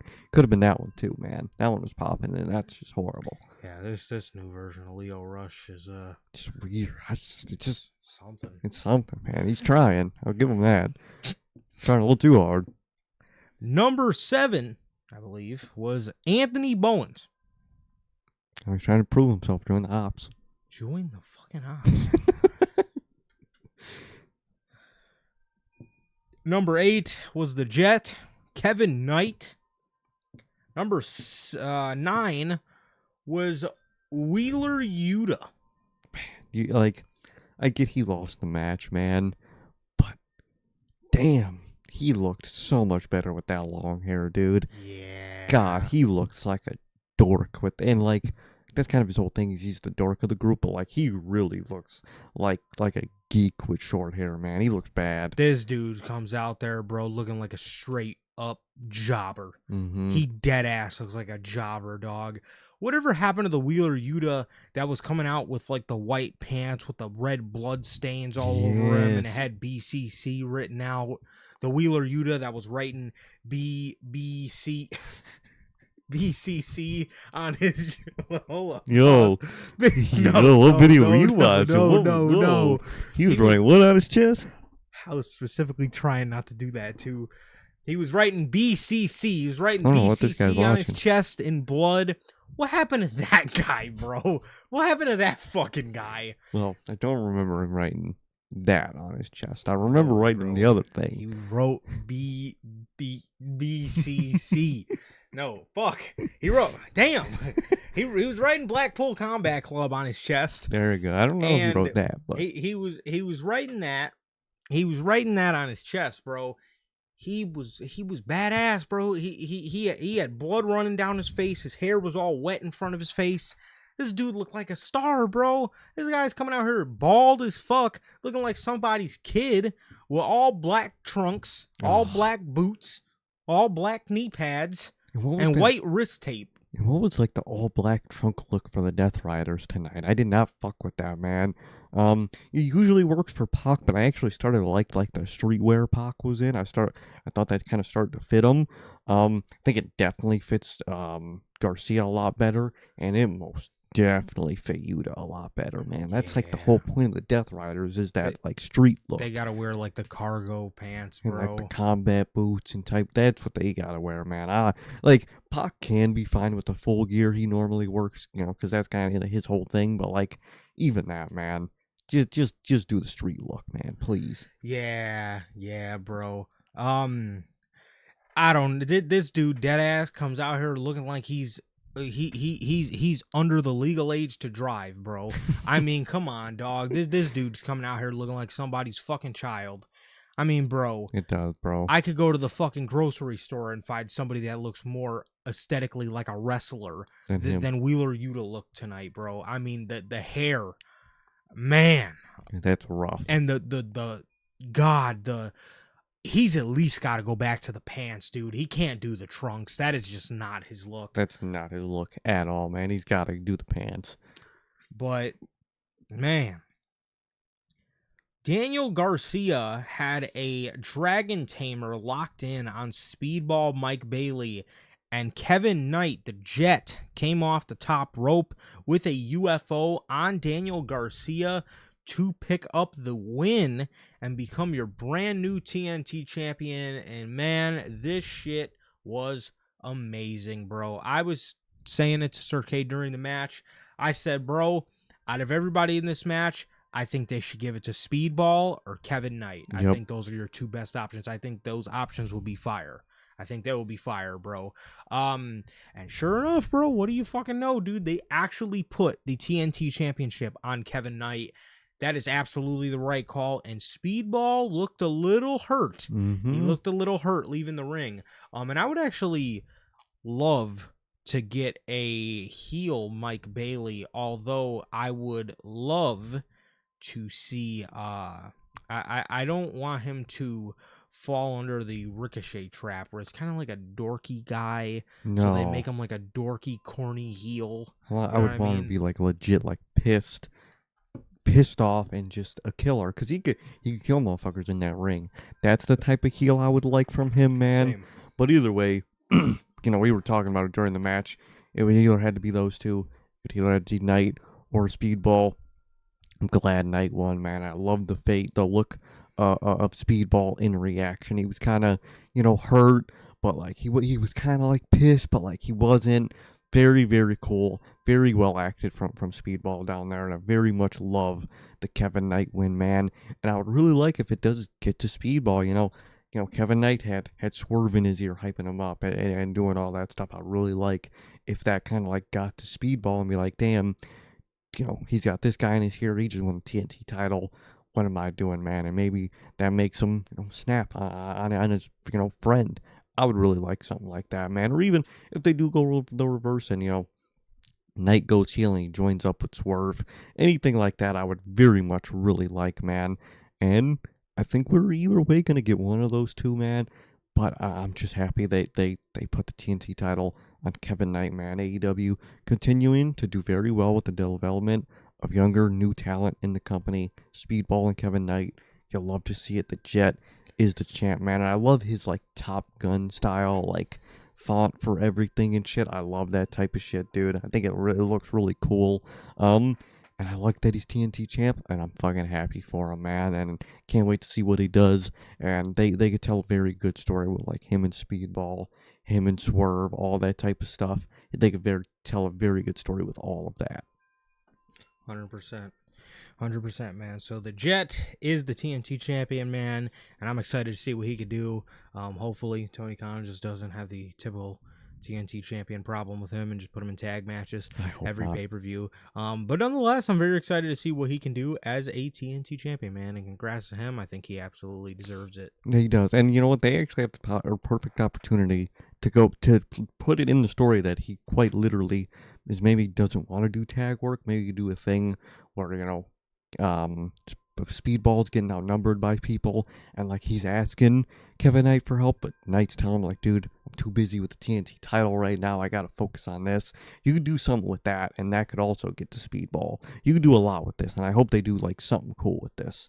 100%. And yeah, I like I said, if they do go the heel route with Mike Bailey, I think that you have a very cool opportunity there to either just have him kind of be silent and a loner, or you can put him with a manager, or you can put him with a group if you don't really have too much confidence in him to talk. I personally don't think he's that bad of a talker. I think he could do it. I would just personally keep him by himself, but I know Tony Khan probably is going to want to put him in a group. I think there's a lot of groups you can put him in. There's a lot of groups you can put him in if he were to be a heel. That could be very beneficial. But dude, that dude, he's trained in so many different styles of martial arts and fighting. Mm-hmm. That dude can kick somebody's fucking head off, bro. He can. So I really think if you did want to go a heel route with him, you can make him a legit badass striker on the show. I would hate to say it because they have so many people in the group, but a group like the Death Riders, should they ever kick somebody out, Mike Bailey would be a great addition to that group. Even a group if they wanted to use them properly, like the Ops. I just asked, do not put him in the Don Callis family, please. For the love of everybody. No, but there's a lot you can do with Speedball, and I think the possibilities are absolutely there if you wanted to go a heel route with him, because again, a lot of people may think he's dorky or whatever the case may be, bro, but when he is in that ring, that dude is legit as fuck. That dude is legit as fuck. You can just see how fluent he is in his movements. That man can absolutely kick somebody's head off their shoulders, bro. He really can. He's a legit guy, and I think that's a really cool route you can go. And I think I'm very happy with AEW for kind of wanting to, I guess, start the process of, you know, breaking up Jet Speed, because I'm just elated that they are finally starting to see the singles value in both of these guys, because we've said it way before everybody else was talking about this shit. Yes, and they're finally getting that ball rolling, separating them, solidifying them as singles. That's the best thing to do, bro. Yes, sir. Yes, sir. So that is the Casino Gauntlet match. Kevin Knight is your brand new TNT champion. And with that being said, the next match is Thekla versus Jamie Hayter. But before we get to that, we do have a word from our official sponsor over here at NHP. We got a word from W Energy. W is an energy drink loaded with vitamins and nootropics formulated to improve focus without getting the jitters. W is a clean formula, sugar-free, zero-calorie, free from fillers and artificial colorings with 150 milligrams of caffeine per serving. You can get your W products today with the link below and code NHP at checkout to save yourselves 10% on your next W purchase. Truly, always, gotta shout out W, man. Whether work out, whatever you need the energy for, man. It's mainly a week, man. We got shows on Monday, Tuesday, Wednesday, Thursday, Friday, Saturday, Sunday, and Monday again, man. So if you want to be up and focused during this whole Mania week and this Mania stretch, man, whether it's just watching Mania and everything and watching us too, yeah, I think you guys will really benefit from W, man. It'll keep you awake, it'll keep you energized, it'll keep you focused, and it'll taste good all at the same time. Truly, always, gotta shout out W. Yes, sir. Yes, sir. Thank you as always, and shout out to W, the official sponsor of NHP. And with that, that brings us to Tekla versus Jamie Hayter. You know, yeah, this this happened. This match to me was not really that hot, to be honest. It was kind of rather slow, and it kind of for me at least, kind of felt like it ended before anything ever really picked up. I mean, I personally, man, just kind of this was just kind of nothing to me. I wasn't really a fan of this one. No, I really wasn't, man. They really didn't do anything to hype you up for a Jamie Hayter, title shot match. I don't even know where this came from. I have no clue where this came from personally. I really don't know. I'm not a big Tekla guy. I could appreciate her having like props in her entrance and doing the big type of entrance thing. Not a Tekla guy, but I can appreciate that. The whole little prop of the things she had. I could appreciate her actually caring enough to like do that type of shit, man. So I'll throw the bone with that one, man. But overall, I'm still just not a Tekla guy. I'm kind of just waiting for her to lose it. In my opinion, I think she's going to end up losing it to Mercedes when she's done with all her titles, comes back, and she's probably going to win the Women's World title. I see her losing it to Mercedes, man. But overall, man, this was kind of just a whatever match for me. Kind of wish we got the old Jamie Hayter back. I miss that old Jamie Hayter. This was the only women's match of the night. You could have probably thrown something in the show that was another one. Maybe you could have replaced the Jericho match with something else, man. But overall, man, it was whatever, man. It was a big whatever for me. Yeah. Jamie Hayter lost this via roll up by Tekla, and again, this one was just rather not it, to be honest, man. It was just kind of felt like nothing. This one didn't really move me. Again, it probably has a lot to do with the fact that I genuinely don't even know how this match came to be. I don't at all. The last thing I remember, Tekla was feuding with Mina Shirakawa, and then all of a sudden I just seen this graphic and was like, okay, I assumed it was something on Collision, but yeah, Tekla wins, and yeah, her reign continues. I can appreciate Tony wanting to put the championship on somebody new, and somebody that his fans do like. Just because I don't like her, I understand that a lot of the fans do like her. So I mean that's great for them, man. I can appreciate that Tony again actually wants to put the fucking title on new people. So I can appreciate that, or people that haven't held it for the better part of 2 years, but that's neither here or there. What do you know? Doesn't sound like anybody else in the wrestling world. But I'm glad. I can appreciate that. But yeah, this one wasn't really moving any mountains for me. Really was not, man. It was kind of just let's please move on, and just move on from this whole title situation with her, man. Cause goddamn. Yeah.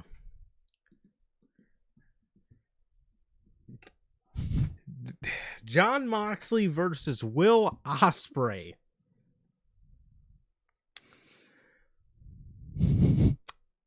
Hey, bro, I gotta say, Jon Moxley's gotta have. This has got to be like the best 4-month pay-per-view streak in his entire career, from December's World's End all the way up until April's Dynasty. This man's just been putting on bangers on pay-per-view, bro. He's had Fletcher, Okada in the same night, and then he had Takeshita at Dynasty, and now Takeshita at Revolution, and now Will Ospreay at Dynasty. This guy's going crazy. No, he's going crazy. He's been on a crazy streak of just good pay-per-view matches and defenses and wins. I very much like the in-match quality of Jon Moxley at this point, man. He's been really good. This really wasn't a death match at all, man, and he fucking delivered, man. Obviously, he did have Will Ospreay to wrestle. But in the last about a year, Jon Moxley has put a good stamp on reversing the whole he cannot be good outside of a death match thing. He's done the work to fucking to reverse that, man. I could appreciate that. 100%, 100%, man. I thought this one was great. I thought this one was great. The match started off with 2 off the rip hidden blades Mm-hmm. on Moxley. And that first one, dude, took out one of Moxley's teeth, man. You could see it flying out of his mouth, man. Brutal, Ooh. brutal stuff, man. What? Well, didn't another Death Rider member just lose his teeth from something? It was. I know a couple months ago it was Moxley. That chipped his tooth. It was Mox. Okay, man. Mox, bro. What toothpaste you using, dog? They're striking you out with your teeth, man. Who's your dentist? They got probably Baker. She's got nothing else to do. Yeah, nothing else to do. I guess she's doing teeth still, man. But man, that was actually brutal. She had to close her shop down. I think she did, yeah, because she didn't have like time for it or something. No, the wrestling fans kept showing up. Oh, damn, that's even worse, man. Yeah, it's fucking wrestling fans. Dude, they smell bad from far away, and then you got to like open up their mouth and like, ooh, man, I feel bad for her. I would shut it down too, man. Yes, you. But these no lifes were showing up to her dentist office to meet her. Dog, what the fuck is wrong with you people? What are man? you doing? Like, honest to God, what the fuck are you doing? How does your brain work to the point where you think going to someone's dentist's office is a good and okay, is a socially acceptable way to meet your favorite wrestler? Are you that dumb? Please. And like just that dense and that socially inept to do that type of shit, man? That's wild, man. I did not know that. Yes. That's crazy. Like, I feel bad for her. Yeah, you're such a scrub, bro. You're such a weirdo. You're showing up to somebody's side job that is like a legit passion. Thing. Yeah. Like she's not like a stalker at Walmart where she can just, you can stop her and say hello. Like, no, bro. She's a dentist. She's here to do like serious work. Serious work that could put people's lives at, risk and stuff. That's medical work. She does medical work. And you're trying to fucking play around and just meet her. Yes. Fucking Big Bubba comes in smelling like shit, and you gotta fucking go in his gross ass mouth to work on his teeth just because he wants to meet you. Damn, I feel bad. I would have shut that shit down too, man. Yeah, sucks. So now she's really got nothing to do. Nah, for real, she's really just sitting at home, man. She's dead ass at home. I don't know, playing and Madden Cole or something. I don't know. No, literally, man. Fuck. Yep. So, yes. John Moxley a little bit later. Will Ospreay could have pinned Moxley, but he said, "How much time do I got left?" As in, he wanted to continue to whoop his ass. So I guess this wasn't even really about the Continental Championship for Mr. Ospreay. This was more about the revenge. Mm-hmm. Okay, and Moxley, a little bit later in the match, hit Will Ospreay with a Death Rider for a near fall. Will Ospreay would then recapitalize on the offense and then hit 2 hidden blades again for a Moxley kickout. 2 hidden blades. 2 hidden blades, man. And that only got the night started, man. Especially with this match, some of the main event, man. That was probably one of my only other gripes with this show is man, no selling big moves. Pile drivers and finishers were really getting kicked out of tonight, man. And it was a little excessive, man. Just a little bit. Yeah. Oh, dude, a ton of pile drivers. Ton of pile drivers. Like, and I like pile drivers. I'm down for them. But you got to make them have value, dude. And they did not have value tonight. It's just the honest truth. 100%. Like, again, you could say one thing. And I'm not even trying to be like one of those, these guys don't just no-sell everything. I'm not even trying to be on that type of flow.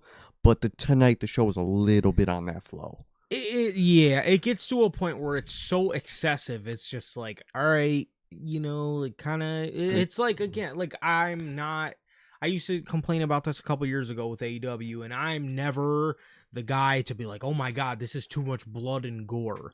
But there was a time a couple of years ago, I specifically remember in 2022, where every show, everybody on the roster was getting bloody in every match. Every single match there was blood, and it was a lot of blood. It wasn't even like somebody accidentally cut their forearm open or something like that. Like legit, like these motherfuckers were like blading. Everybody was blading in every match, and it was every single show. And again, I'm never the kind of person that's like, oh, this is indie garbage, this has no Yeah. spot in the business. No, I like to see blood, but man, it gets to a point where it's like so fucking excessive. It's like, all right, pump the brakes a little bit.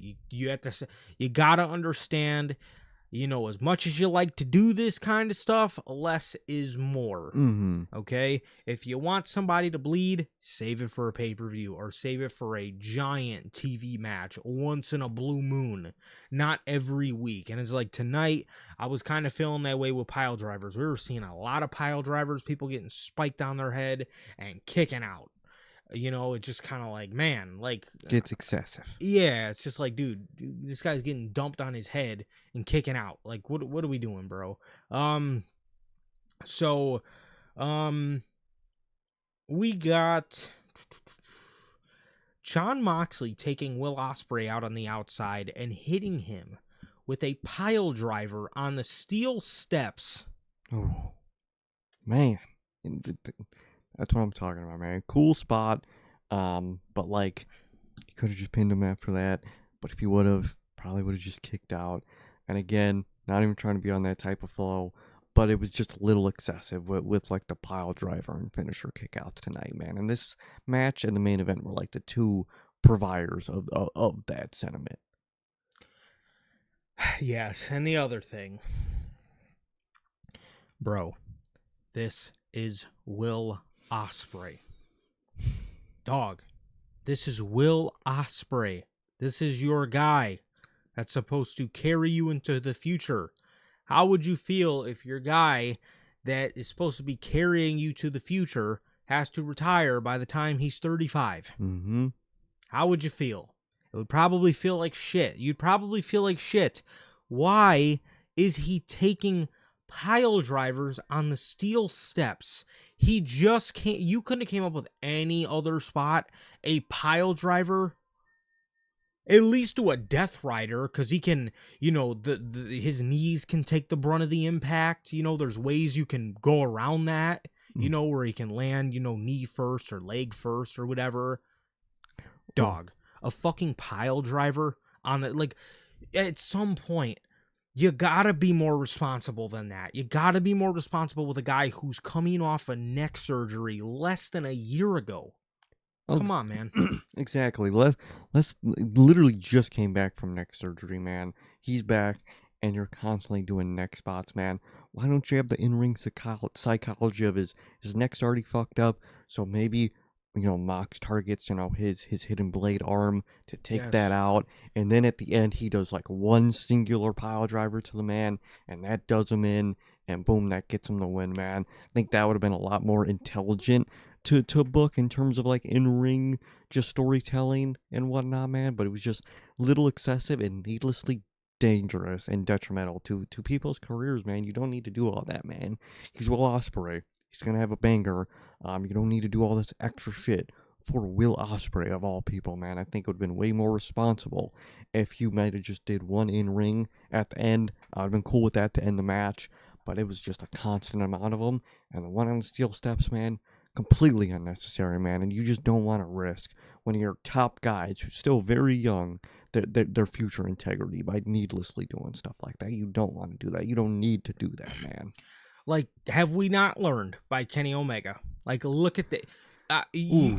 he looks older than AJ Styles out there. He does. 100%. He looks older. He looks more rusted out, man. We'll get to it, man, but Kenny does not look good, bro. He does not. And you don't want Will Ospreay to have that same result, man. You really don't. Mm-hmm. But yeah, not really the most responsible. And I'm not even trying to be that guy. No. But it's not. That's not responsible to do. It's just not. He gets him in the ring, and he hits him with a curb stomp and 2 Death Riders for a near fall. This is what I'm talking about on this show with excessive kickouts. And then the best part is he hits him with one more Death Rider, and that beats him. So you mean to tell me a pile driver on the steel steps, a curb stomp that's targeted towards the neck, Mm-hmm. and 2 Death Riders where he's landing on his head, kayfabe, doesn't do him. But one Death Rider post that does. It's so needless to have that kick out. Another Death Rider. That's the actual ending. Just have that be the ending. Hell, he could have just hit the stomp and ended it. He could have hit just the pile driver and ended it. Yes. But you do all that, and you do the most needless kick out possible, just to have him 2 seconds later lose to one of that same move you just hit him with. It's just needless. It's needless. You don't need to do that, and it's just doing way too much, and it doesn't help the match's case. It would have looked better if you just cut that part out, had him just get pinned straight up right there, man. Just needless, man. It's needless for his health and needless for the storytelling of the match, man. It really is. It is. It absolutely is. But Jon Moxley wins, as I guess, again, the story here wasn't that Will Ospreay was necessarily searching for the Continental Championship as much as he was revenge. So I like the story of, I did like the story of the match, but again, the end there, a bit of a needless kick out and a bit of a needless spot with that pile driver on the steel steps. I mean, again, the guy's coming off a neck surgery, man. You gotta be a little more responsible. If you want to do a pile driver, just do the shit in the ring. Do it in the ring. Do not jeopardize doing that on the steps. It's just, I don't know. There's just a lot that can go. There's a lot more that can go wrong outside the ring than inside of it. So, I think again, if you were going to, I wouldn't have even done a pile driver spot. No. I wouldn't have even done that. But if you were, yeah, on again, the ring is going to have a little bit more give and a little bit more bounce than the fucking steel steps on the outside. Exactly.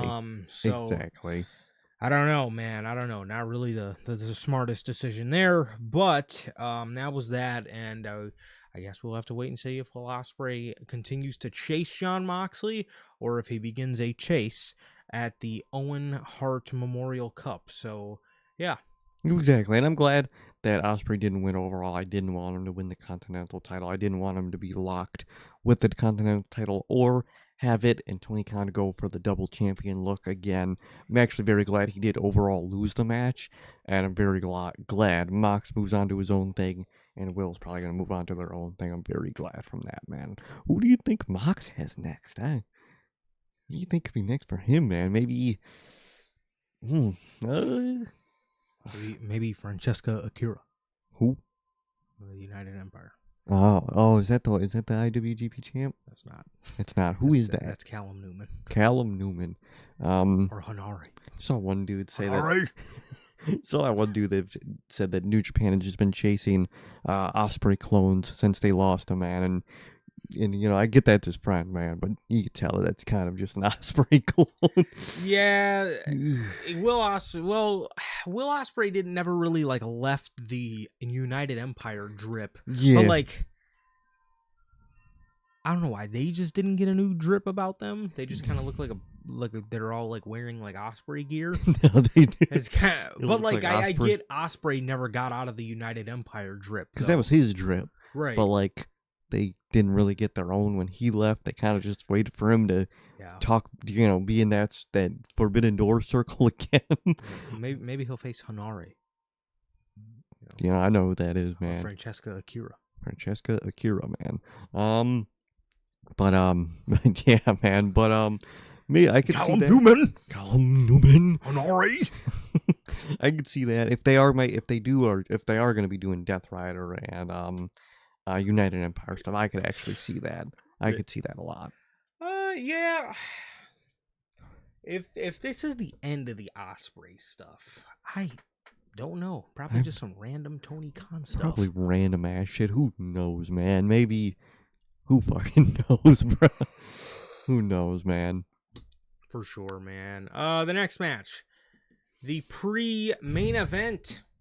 Oh, brother. The newly crowned AEW World Trios Champions, the Dogs, versus the conglomeration Dog. Orange Cassidy, Roddy, and a mystery guy. I think everybody knew who this is going to be when Kyle O'Reilly was on an interview saying, I hope I'll make it back for Dynasty in Vancouver, my hometown. Well, I wonder where he would be. Yeah. Maybe his home fucking town. Maybe. That would have been nice not to talk about and just do. But, man, dog, what was that entrance, man? What was that sitcom Friends entrance by the conglomeration, man? I did not like. That's just doing too much for me, man. They were conglomerating. I'm not a big conglomerator, man. It's nice to have Kyle O'Reilly back, and I'm glad we have, Kyle O'Reilly and Roger Strong, in that tag circle again. I always love that undisputed tag circle still being a thing. They truly are amazing in there, man. But I'm just not a conglomeration guy. That whole look and style of the conglomeration, I just don't like. What? Not a conglomerator? Not a conglomerator, man. I'm sorry, man. The hell? Never watched Friends. I don't like the whole sitcom thing they do. It's kind of just rough to me. Well, personally, I hate the shit too. Dude, it's like the group, like, and look, man. Sometimes you gotta learn to laugh. You know what I mean? Yeah. And I think we do. But like, dude, like if you talk about it on a serious note, like, bro, what the fuck is that? Like, actually, what is that group? And like, I get the whole thing is that like they're fun friends, and like that's not even the bad part. It's like they WWE it with like the whole like Friends and sitcom thing. Like that's WWE level stuff, man. Like just be like like if they were just the basic fun whimsy group they could be, they make jokes with each other, that'd be whatever, man.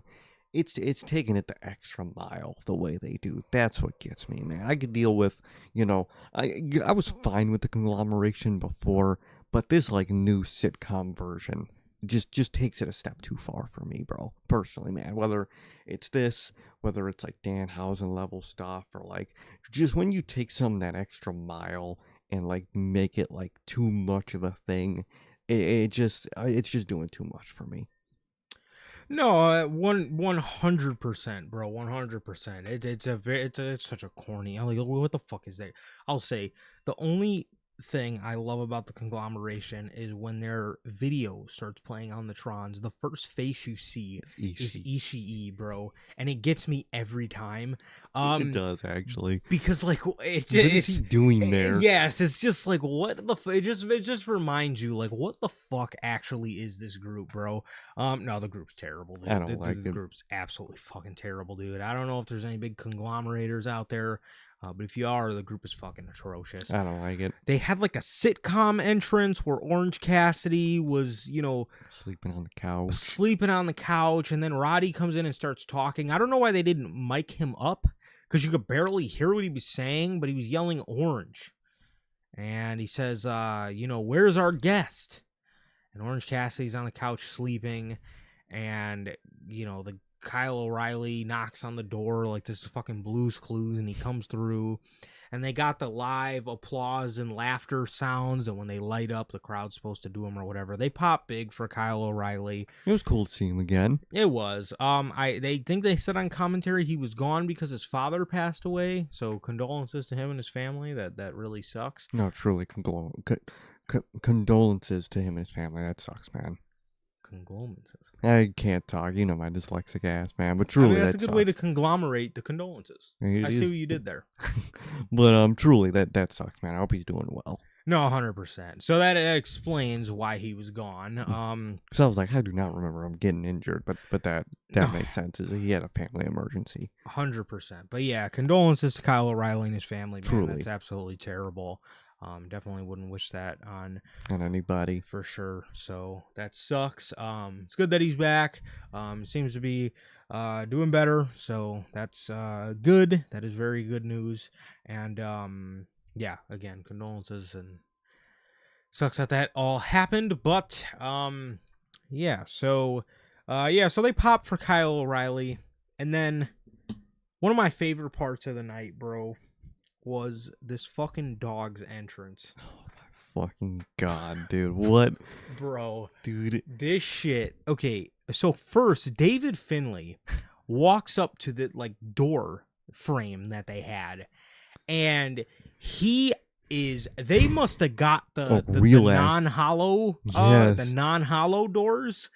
He is going to town on this door with the shillelagh, and it took a good 5 or 6 hits before he even put a little dent in this door, bro. He was beating the shit out of this door, and it did not budge. Again, like I said, until like 5 or 6 hits in. Bro. And then Clark Connors comes out and crawls over the couch and starts humping the couch while he's holding his own ass cheek, bro. Bro, who humps like that? Who's grabbing their own ass while you're thrusting, bro? Like, what kind of stuff are you on, man? What are you doing? Who thrust like that? Oh, man. What you grabbing your own ass for? Bro, I done died, bro. And then Gabe Kidd walks up to the couch and starts like gooning on the couch. He turns his back to the camera and he's like tilted his head back, and I'm like, what the fuck is going on? But this shit genuinely, That was hilarious. was one of the funniest parts of the night. Was the dog's entrance, bro. That shit was hilarious. I think Gabe Kidd, was obviously trying to do like, oh, like I'm pissing on the couch. It did not look like he was pissing. He looked like he was gooning his ass off out in front of that couch, man. Then they flipped the couch over, and fucking Clark Connors, again, he was humping the couch, grabbing his own ass, kind of like humping his title. Fucking what the fuck, man. And then they dead ass bought like a real ass door for that segment. Fucking David Finlay was fucking sweating trying to break that door down, and literally you could tell he gave up when he just fucking just threw it on the ground, man. That shit was hilarious, man. And the cherry on top of the cake with this entrance, bro, they get to the bottom of the ramp, and with our boy, shout out to him, man. He's trying to hype up David Finlay, man. And he goes, bro, look at David Finlay. He got aura. And it cuts to David Finlay. Dude, you know when you're walking down a slope and you kind of like gotta like do that weird walk down a slope? That's what David Finlay was doing. He was like doing a bob walk. Fucking, and the timing on that. Look at him. David Finlay's got aura. Camera cuts, and he's just walking like a goof, dude. Hilarious entrance from these guys, man. Bro, I don't know, dog. I seen a bunch of white stuff on the couch. I didn't see no yellow, man. That's all I'm gonna say. I actually didn't even see a liquid. I didn't know he had a bottle in his hand, actually. Yeah, he was gooning on their couch. I think he gooned on. I think Clark Connors. He was doing. He was thrusting while grabbing his ass on the couch, and then I think Gabe Kidd went and and just gooned all over it, man. That's what it looked like to me, at least. Grabbing his own ass. That's a crazy thing to do, man. Thrusting away. I ain't never heard of grabbing your own ass. I ain't never heard of that. Clark Connors is the man, bro. He is hilarious.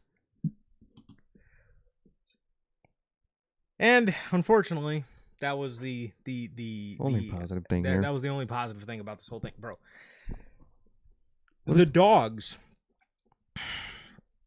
are to Tony Khan what LA Knight is to Triple H. I don't know what Tony's problem is with the dogs. This group is so good. I genuinely like all three of them. I really like Clark Connors. I just think he's a really good performer. He is. B, he thrusts while grabbing his own ass cheek. That's a crazy move. I've never seen that done before. And B, bro, or the third thing, C, man, like these guys are all really good talkers. They're all really good talkers. They're really good performers. I don't see like what he's missing here. I don't see what we're missing to the point where, bro, these guys just won the Trios Championships last night. Yeah. The Collision before this show. And they held them for a day. And just fucking lose. It makes no fucking sense, man. It makes no sense. It's annoying. It's fucking frustrating. These guys are cool. They could cut a promo. They're all good in-ring workers. Even in the little video package, man, they were like doing like a filming a whole thing in like the interior of like a truck trailer. That shit looks really cool, dude. These guys are cool. Like, what's the beef with them? Why do they have to be pay-per-view losers, man? I don't get that. I really don't get that. You know, maybe we should try that thrust thing, man. Maybe just grab my own ass when you know you're going crazy, man. I don't know. Maybe that just does it for Clark, man. I don't know. Logan's talking about a bottle, dude.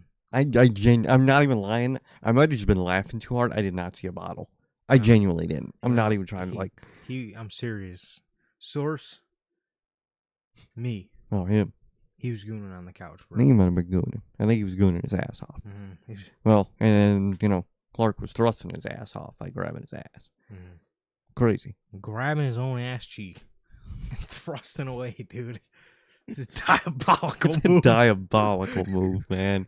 I don't know what you get off of that, man, but he gets some off of that, I guess. Good for him, I guess. Oh, man. No, man. I really don't understand what the beef with the dogs is, bro. I really do not get it. Again, I think all guys are great. I think all three of them have their own distinct, again, way of cutting a promo. And I like how different they are all in the same group, but they're all the same in that respect. I think they're a really cool group. I don't know what we're missing here. I don't know what we're missing here, bro. But man, I mean, it is really upsetting to see. It's really upsetting to see the fact that the fact that this is how Tony Khan goes. This is how Tony Khan goes about using the dogs, a group that was a premier group in New Japan. They come over to AEW and they're fucking losing to the conglomeration. No, exactly. I don't understand. I don't get the need to flip-flop these trios titles as much as they do. I'm not a conglomeration guy, man. And it just sucks for the dogs. They needlessly lost here. And I really think they should have kept these titles and kept winning, man, and keep moving along. I think they're very good. And I feel like they're going to be one of those things that I think we're going to constantly say are underutilized in AEW from the last two pay-per-views as an example, man. And it sucks. Yeah, no, 100%. And it really is unfortunate. It really is unfortunate to see, for sure. So I don't understand what the what the idea behind this was. I really don't understand what the idea behind them losing at Revolution was. That was like their their coming out party, right? Yeah. That was like their first pay-per-view in AEW. They lost that match. And then again, here we are on another pay-per-view. They actually get put on the pay-per-view last minute just to lose another match on pay-per-view. Like that, I don't want them to give Lance loser vibes sooner rather than later. I just really don't. No, I really don't, man. I hope they don't get to that point. This group could be a really sick group to go against the likes of the Death Riders, or even when Switchblade comes back. How cool of a swerve would it be if he led them? I was thinking that. I kind of would like the idea with them with him than him with the Bang Bang Gang. I feel like he would fit better with these guys, man. Mm-hmm. These guys are really his vibe, man. I don't know about Clark. He might be on a different vibe, man. You know, I'm fucking with Clark. Bro. Logan's calling us some sick individuals. I mean, I never thrusted about grabbing my ass, man. So, I don't know, man. I don't know. But yeah, man, I would like him with like Jay White, or just interacting with like real legitimate teams on the show and being legitimate. And I really hope they don't get treated like this constantly. Hope not. Not as constantly as Sir Case thrusting. Man, I'm not thrusting like Clark, man. That's an interesting way to do that. Kyle O'Reilly defeats Clark Connors with a ankle lock. So I guess that's what Clark got for, thrusting while grabbing his own ass cheek. He gets fucking tapped out too, so he just looks like an absolute idiot tonight. He really just looks like an idiot tonight. Kyle O'Reilly won the match for his team, as now the conglomeration. Oh, look, bro, I get You want to do something nice for Kyle O'Reilly because Tony's a very nice man. He is. But bro, who the fuck wants to see OC, Roddy, and Kyle O'Reilly as the trios champions over the dogs? Come on, bro. Makes no sense, man. It makes no sense. And I really hope they really do use the dogs after this. I hope so.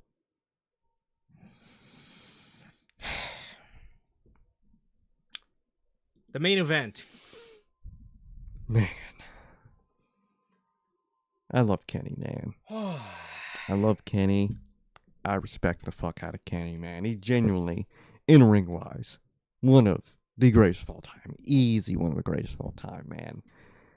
But I don't think that time is anymore, man. This was rough, man. And I'm not saying it was a bad match or anything. I'm really not. It actually wasn't. And we'll give props to MJF when we talk about him, man, because MJF, he deserves all the props in the world for this match, man.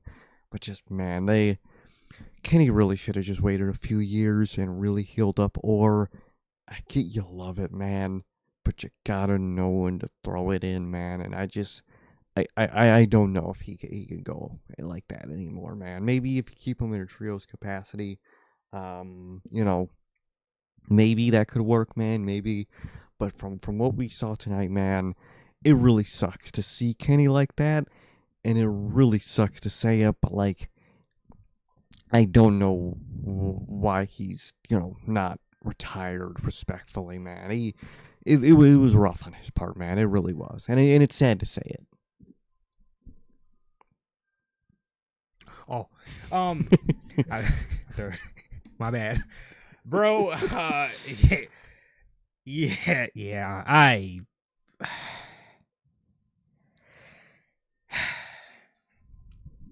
It's over. It's over, like, dude. It's over. Look, the match itself, it wasn't a bad match at all. It really wasn't. It really was not. I think Kenny tried his hardest. He did. I think MJF, whilst being scary for his life, tried very hard to carry the match. I just don't think this match turned out what it should be, and that's okay. It's okay. Because Kenny Omega should absolutely, under no circumstances, be fighting in the World Heavyweight Championship picture any longer. We said this when that story came out, that Tony was being pressured to put Omega back in the world title scene. We said we said it then. We said it then, and I will say it again, that Kenny Omega should not be anywhere near the world championship, because, bro, you cannot, I don't care how much this guy wants to push himself, you cannot expect post diverticulitis Kenny Omega to go out there and wrestle a 40-minute match in the main event of a show if his stomach is really a ticking time bomb. The way it is. That is not smart, okay? And he, like, it's just, I don't understand why we put him back with the Young Bucks, all for them to thrust him back into the World Heavyweight Championship scene. I just do not think it was smart, and I just do not believe Kenny Omega to be the Kenny Omega of old, and that is okay. It is okay. I understand the performer in Kenny wants to get back out on the field. I get it, bro. I get it. When you are hurt, when you feel like you're not as good as you used to be, all you crave is to want to go out there and prove people wrong, and that's fine. But at the same time, sometimes you just have to come to terms with the fact that things just aren't how they used to be. No, exactly. It's just not how it used to be, man. There was many points in this match where you could tell he didn't have any balance at times. He was completely gassed a lot. He would have a move hit to his leg and he'd be holding his stomach. It was just, you could tell his body isn't there where it should be to go in this level for sitting here in the main event for 40 minutes and doing an AEW 40-minute main event, man. His body just isn't there, man. He's gassed most of the match. He doesn't, like I said, he doesn't have much balance during these matches. He's gray half the time. It's a rough watch. I know it sucks because the performer in him, like you said, he wants to go. He wants to prove himself, and he wants to prove that he still can go. But you just gotta it sucks, but you just gotta know when you just can't go anymore, man. And you don't want to be one of those people that sticks around believing they could go when they realistically just can't go. And that's a detriment to yourself, man. And look at the likes of Cena, Batista, AJ Styles, guys that knew that they could still go probably, but let me go while people still want me to go and still know I can go, so they know.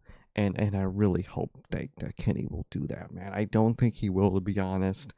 But man, from what we saw with this match, man, he can't be in this world title situation. He can't be in this scene, and it sucks. It sucks, but he just can't, man. He just can't. It looked rough out there, man. It did. It looks like, again, his body looks in a state of shock when he wrestles. He gets gray. He literally gets gray, man. And again, this dude, for the better part of the whole final half of this match, the whole final, damn near 20 minutes of the match, he's holding at his side. He's holding at his side. He's sluggish. He could barely move. He looks blown up. He looks gassed than a motherfucker. I mean, dude, if you want Kenny Omega in the main event, 20 minutes maybe. Yeah. I mean, if you really want to push it, 25. Having this dude go out there and work a 40-minute main event again is just, and again, you see it here tonight.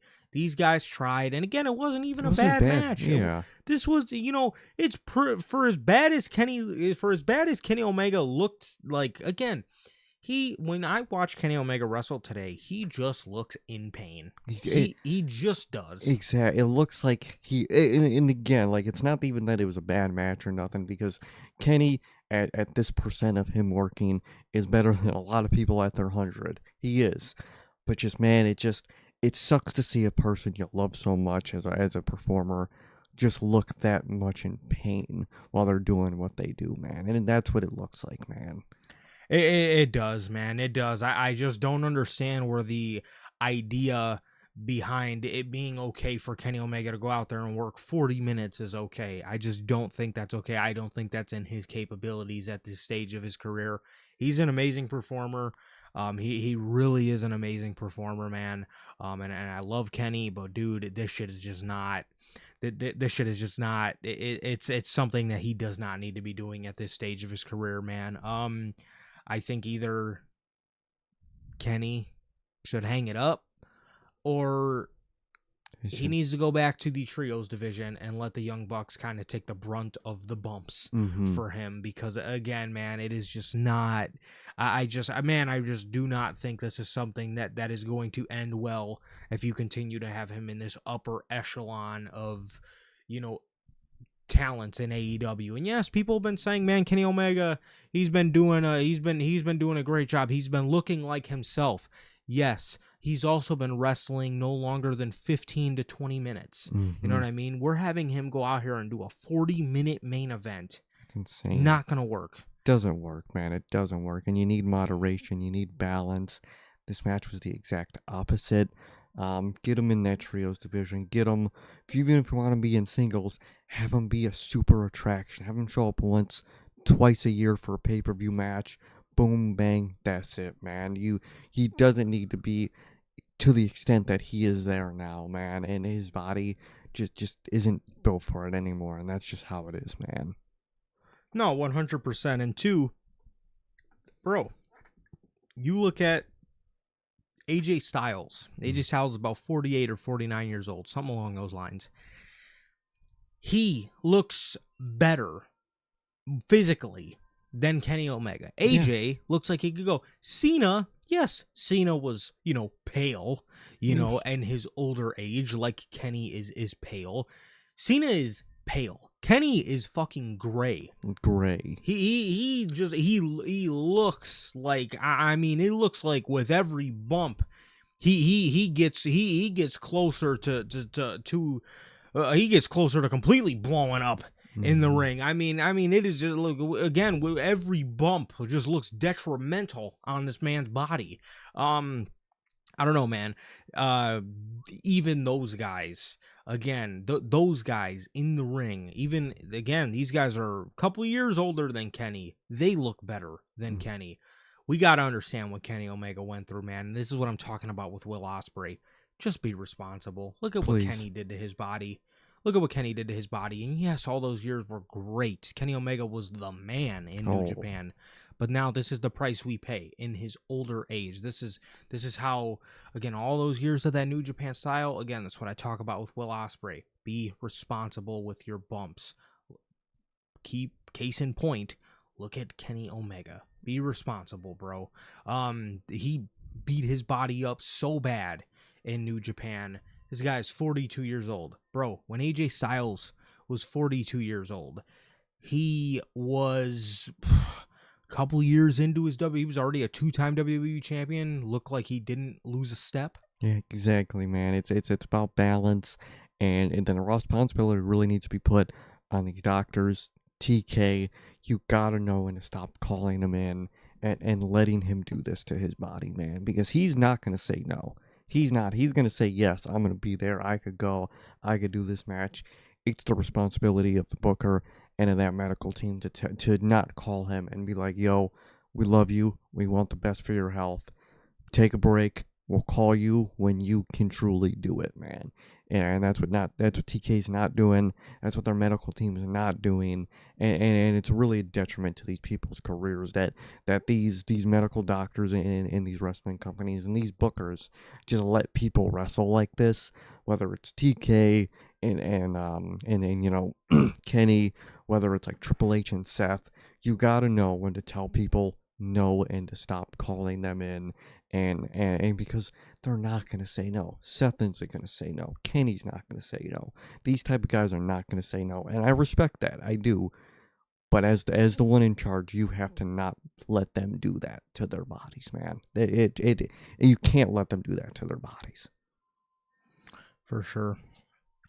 Tony Schiavone. Go. Tony Schiavone in this match. Bro, MJF countered the one-winged angel.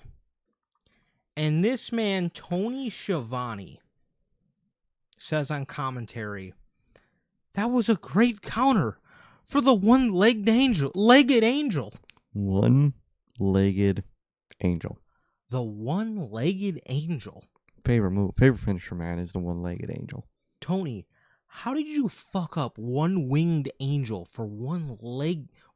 How did you fuck? First of all, they say one-winged angel. Oh, I hate that. How did you manage to fuck that up? That's already a fuck up. How did you fuck up the fuck up? Literally, I don't get it. You called it the one-legged angel. Insane. Tony, bro. What are we doing? Kenny Omega had MJF on the top rope, on the second rope, was trying to give him a one-legged angel off the second rope. And this man damn near dropped MJF.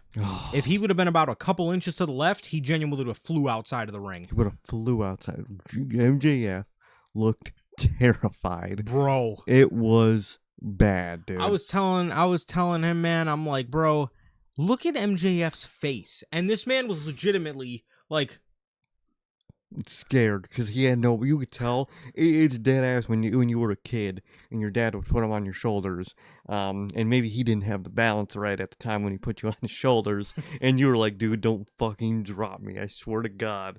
And, dude, that's what it looked like, man. It was like, please do not drop me. Jeez. Bro. Oh man. So MJF, again, bro, Kenny dropped this man. If he was about, like I said, if he was about 2 inches to the left, Kenny would have completely fell off of Kenny's shoulders onto the outside. Oh yeah, 100%. But instead, he went flying forward onto the ring post. And was able to catch himself, thankfully, and literally throw himself back on his shoulders. Man.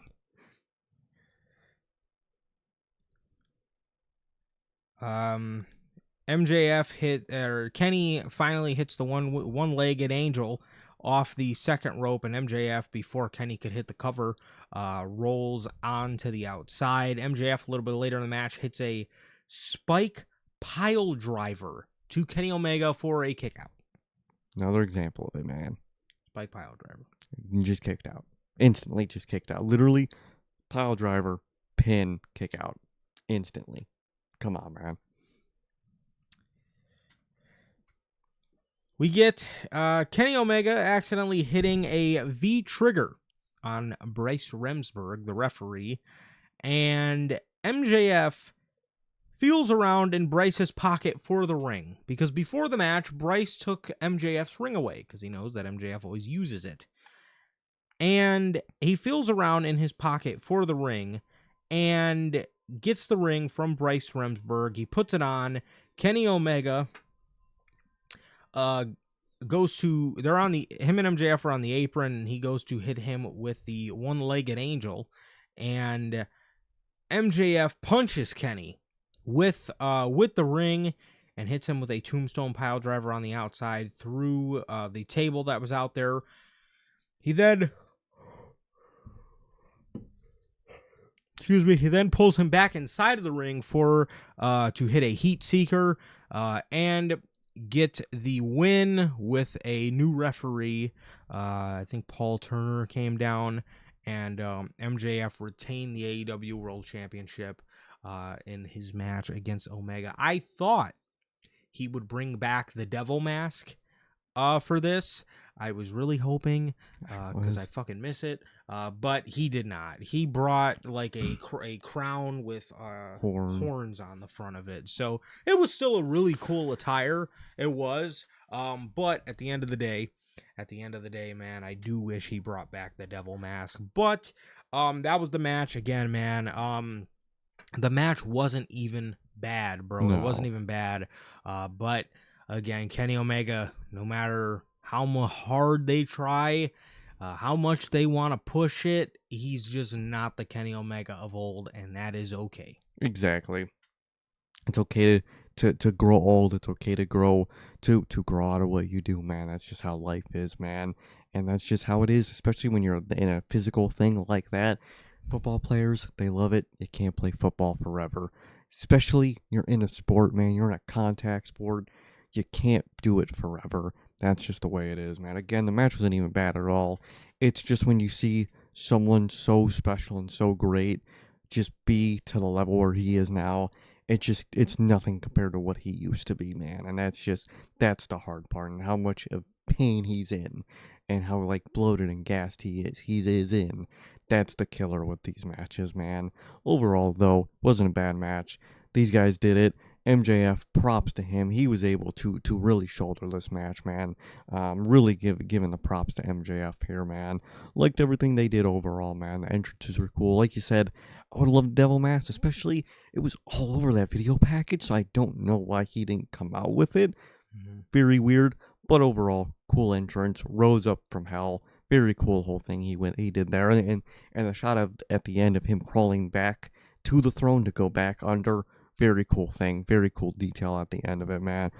Overall, it was good. It's just unfortunate. But MJF win. That is overall the result I wanted. I wanted MJF to win. I thought he was going to win. He did win, man. So I'm glad we still have MJF as AEW World Champion. Whether, he faces Darby at, on Wednesday or at the pay-per-view, man. We'll see. We'll have more information as the weeks go on, man. But overall, good main event, man. And, very interested to see what's next for Kenny. I can see them trying him in the Owen. Very interested in that, I guess. I hope everything goes well, man. I know they're going to keep trying. I just wish the best for him, man. I really do. But overall, the night was good. The pay-per-view was good. I enjoyed most of everything, man. Really, the only thing I didn't really care about, like, the big thing was the Jericho and Ricochet thing. That was, like, the biggest killer on the show. Other than that, had a banger show, man. My match tonight, Darby Andrade really killed it. But other than that, they had a bunch of good matches. Mox and Will. This this main event match overall was good. They had FTR, CNC, man. A lot of good stuff. Young Bucks had a good match, man. Gauntlet match was good. A lot of good matches on the show tonight, man. No big returns or nothing.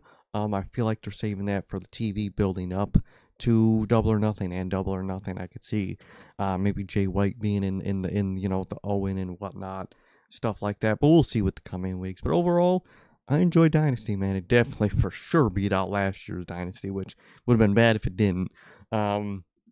Beat out last year's Dynasty. I will say so far in the year, it was a good show. I still think Revolution has it beat so far, man. But I do have faith in Double or Nothing to maybe beat the record so far for the year with them, man. But AEW, they've been doing good this year, man, and they're keeping that streak going, and I'm happy to see it. 100%. And yes, I'm sitting in the same boat, man. I am very excited for Double or Nothing as well. I think they're going to put on a great show in New York. I'm very excited to see what they can come up with for that. As for tonight, again, still sitting in the same boat. I think they did a wonderful job tonight. I really do. I think they did an amazing job with, again, beating out Dynasty from last year, although that was not very hard to do. Not competition. I do think they did a great job at doing it nonetheless. And I think they overexceeded it, man. I think they overexceeded it again. For me, I really kind of flocked to the Darby and Andrade match as my match of the night. For sure. Probably with Opsreay and Moxley as a second. But overall, I think they put on a really, really strong show. Again, not the most eventful AEW show of the year so far, but still a very solid, very enjoyable, very digestible, and very entertaining show tonight, man. So I got to give props to AEW. They have not had a bad pay-per-view this year. Now, granted, we're only 2 pay-per-views in. They have not had a bad pay-per-view this year, as opposed to the other side. I don't think they've had a good pay-per-view this year. No. No. They haven't. AEW, I will say, is definitely off to a better 2026 than the Fed. So I gotta give that to them. I gotta tip my cap to them for that. For again another very good show, man, on the year so far. So keep it up, and I'm excited for Double or Nothing, man. I am. I'm pumped for Double or Nothing, man. I'm excited to see how that one goes. How they build the Owen, who's in the main event to that match. I'm very excited to see that. And Double or Nothing's always a good show. They always got Anarchy in the arena. See how that built up. Yeah, well, you be ready for the IWC to trip out like that doesn't happen every year. Oh, dude, they're gonna put all the main eventers in, obviously in the Owen, and obviously people are gonna have to lose, and they're gonna be pissed. Yes, and it never fit. And then we get to the end of the Owen, and people are like, "Damn, that Owen was fire." Yes, let it play out. Big names have to lose. That's just the process, man. They're not losing to fucking, random ass nobodies in the show. You know what I mean? And then when they announce Anarchy in the arena, they're gonna be like, they gotta do Anarchy in the arena every year. They're the same people that fucking eat up War Games every year. So you know how it goes, dude. They don't dude. complain when WWE announces War Games every year. It is what it is, bro. Wrestling fans, man, they're always gonna give AEW just a little more shit than WWE every time, man. But I'm excited to see how all that formulates, man. And man, it's always fun seeing Twitter's reaction, man. They're fun. Indeed. So, with that being said, that is gonna do it for your Dynasty 2026 post-show review. Again, tip my cap to AEW. Very solid show. Again, tomorrow we will be on here with Unscripted, so you guys get us for 2 days straight, and then you guys get us for possibly, for sure, a 4-day streak, possibly a 5. See how it goes. We will see. We will get back to you guys on the gaming stream, but there will be a gaming stream this week, man. And yeah, very excited for that, and very excited to see what's in store with all that good stuff, man. So, yeah, that is going to do it. Thank you guys as always. Again, we got a big weekend coming up. We got news on Friday. We got both Mania reviews through the weekend, and then we'll be back here in 8 days for Unscripted all over again. So fun. Excited. Yes. And with that being said, that is going to do it. Thank you guys for everybody who joined us in the live chat. Gotti, Hunter, Logan, Tom, thank you guys as always, man. Thank you guys so very much. And my guys are part of the Replay Mafia. It has been always a pleasure for my Johnny. And I, Sir K. That is going to do it for this edition of your Dynasty 2026 post-show review. Thank you guys. As always, we love you guys. Please like, comment, and subscribe, and we'll see you all tomorrow night after the Go Home Raw with NHP Unscripted. Peace.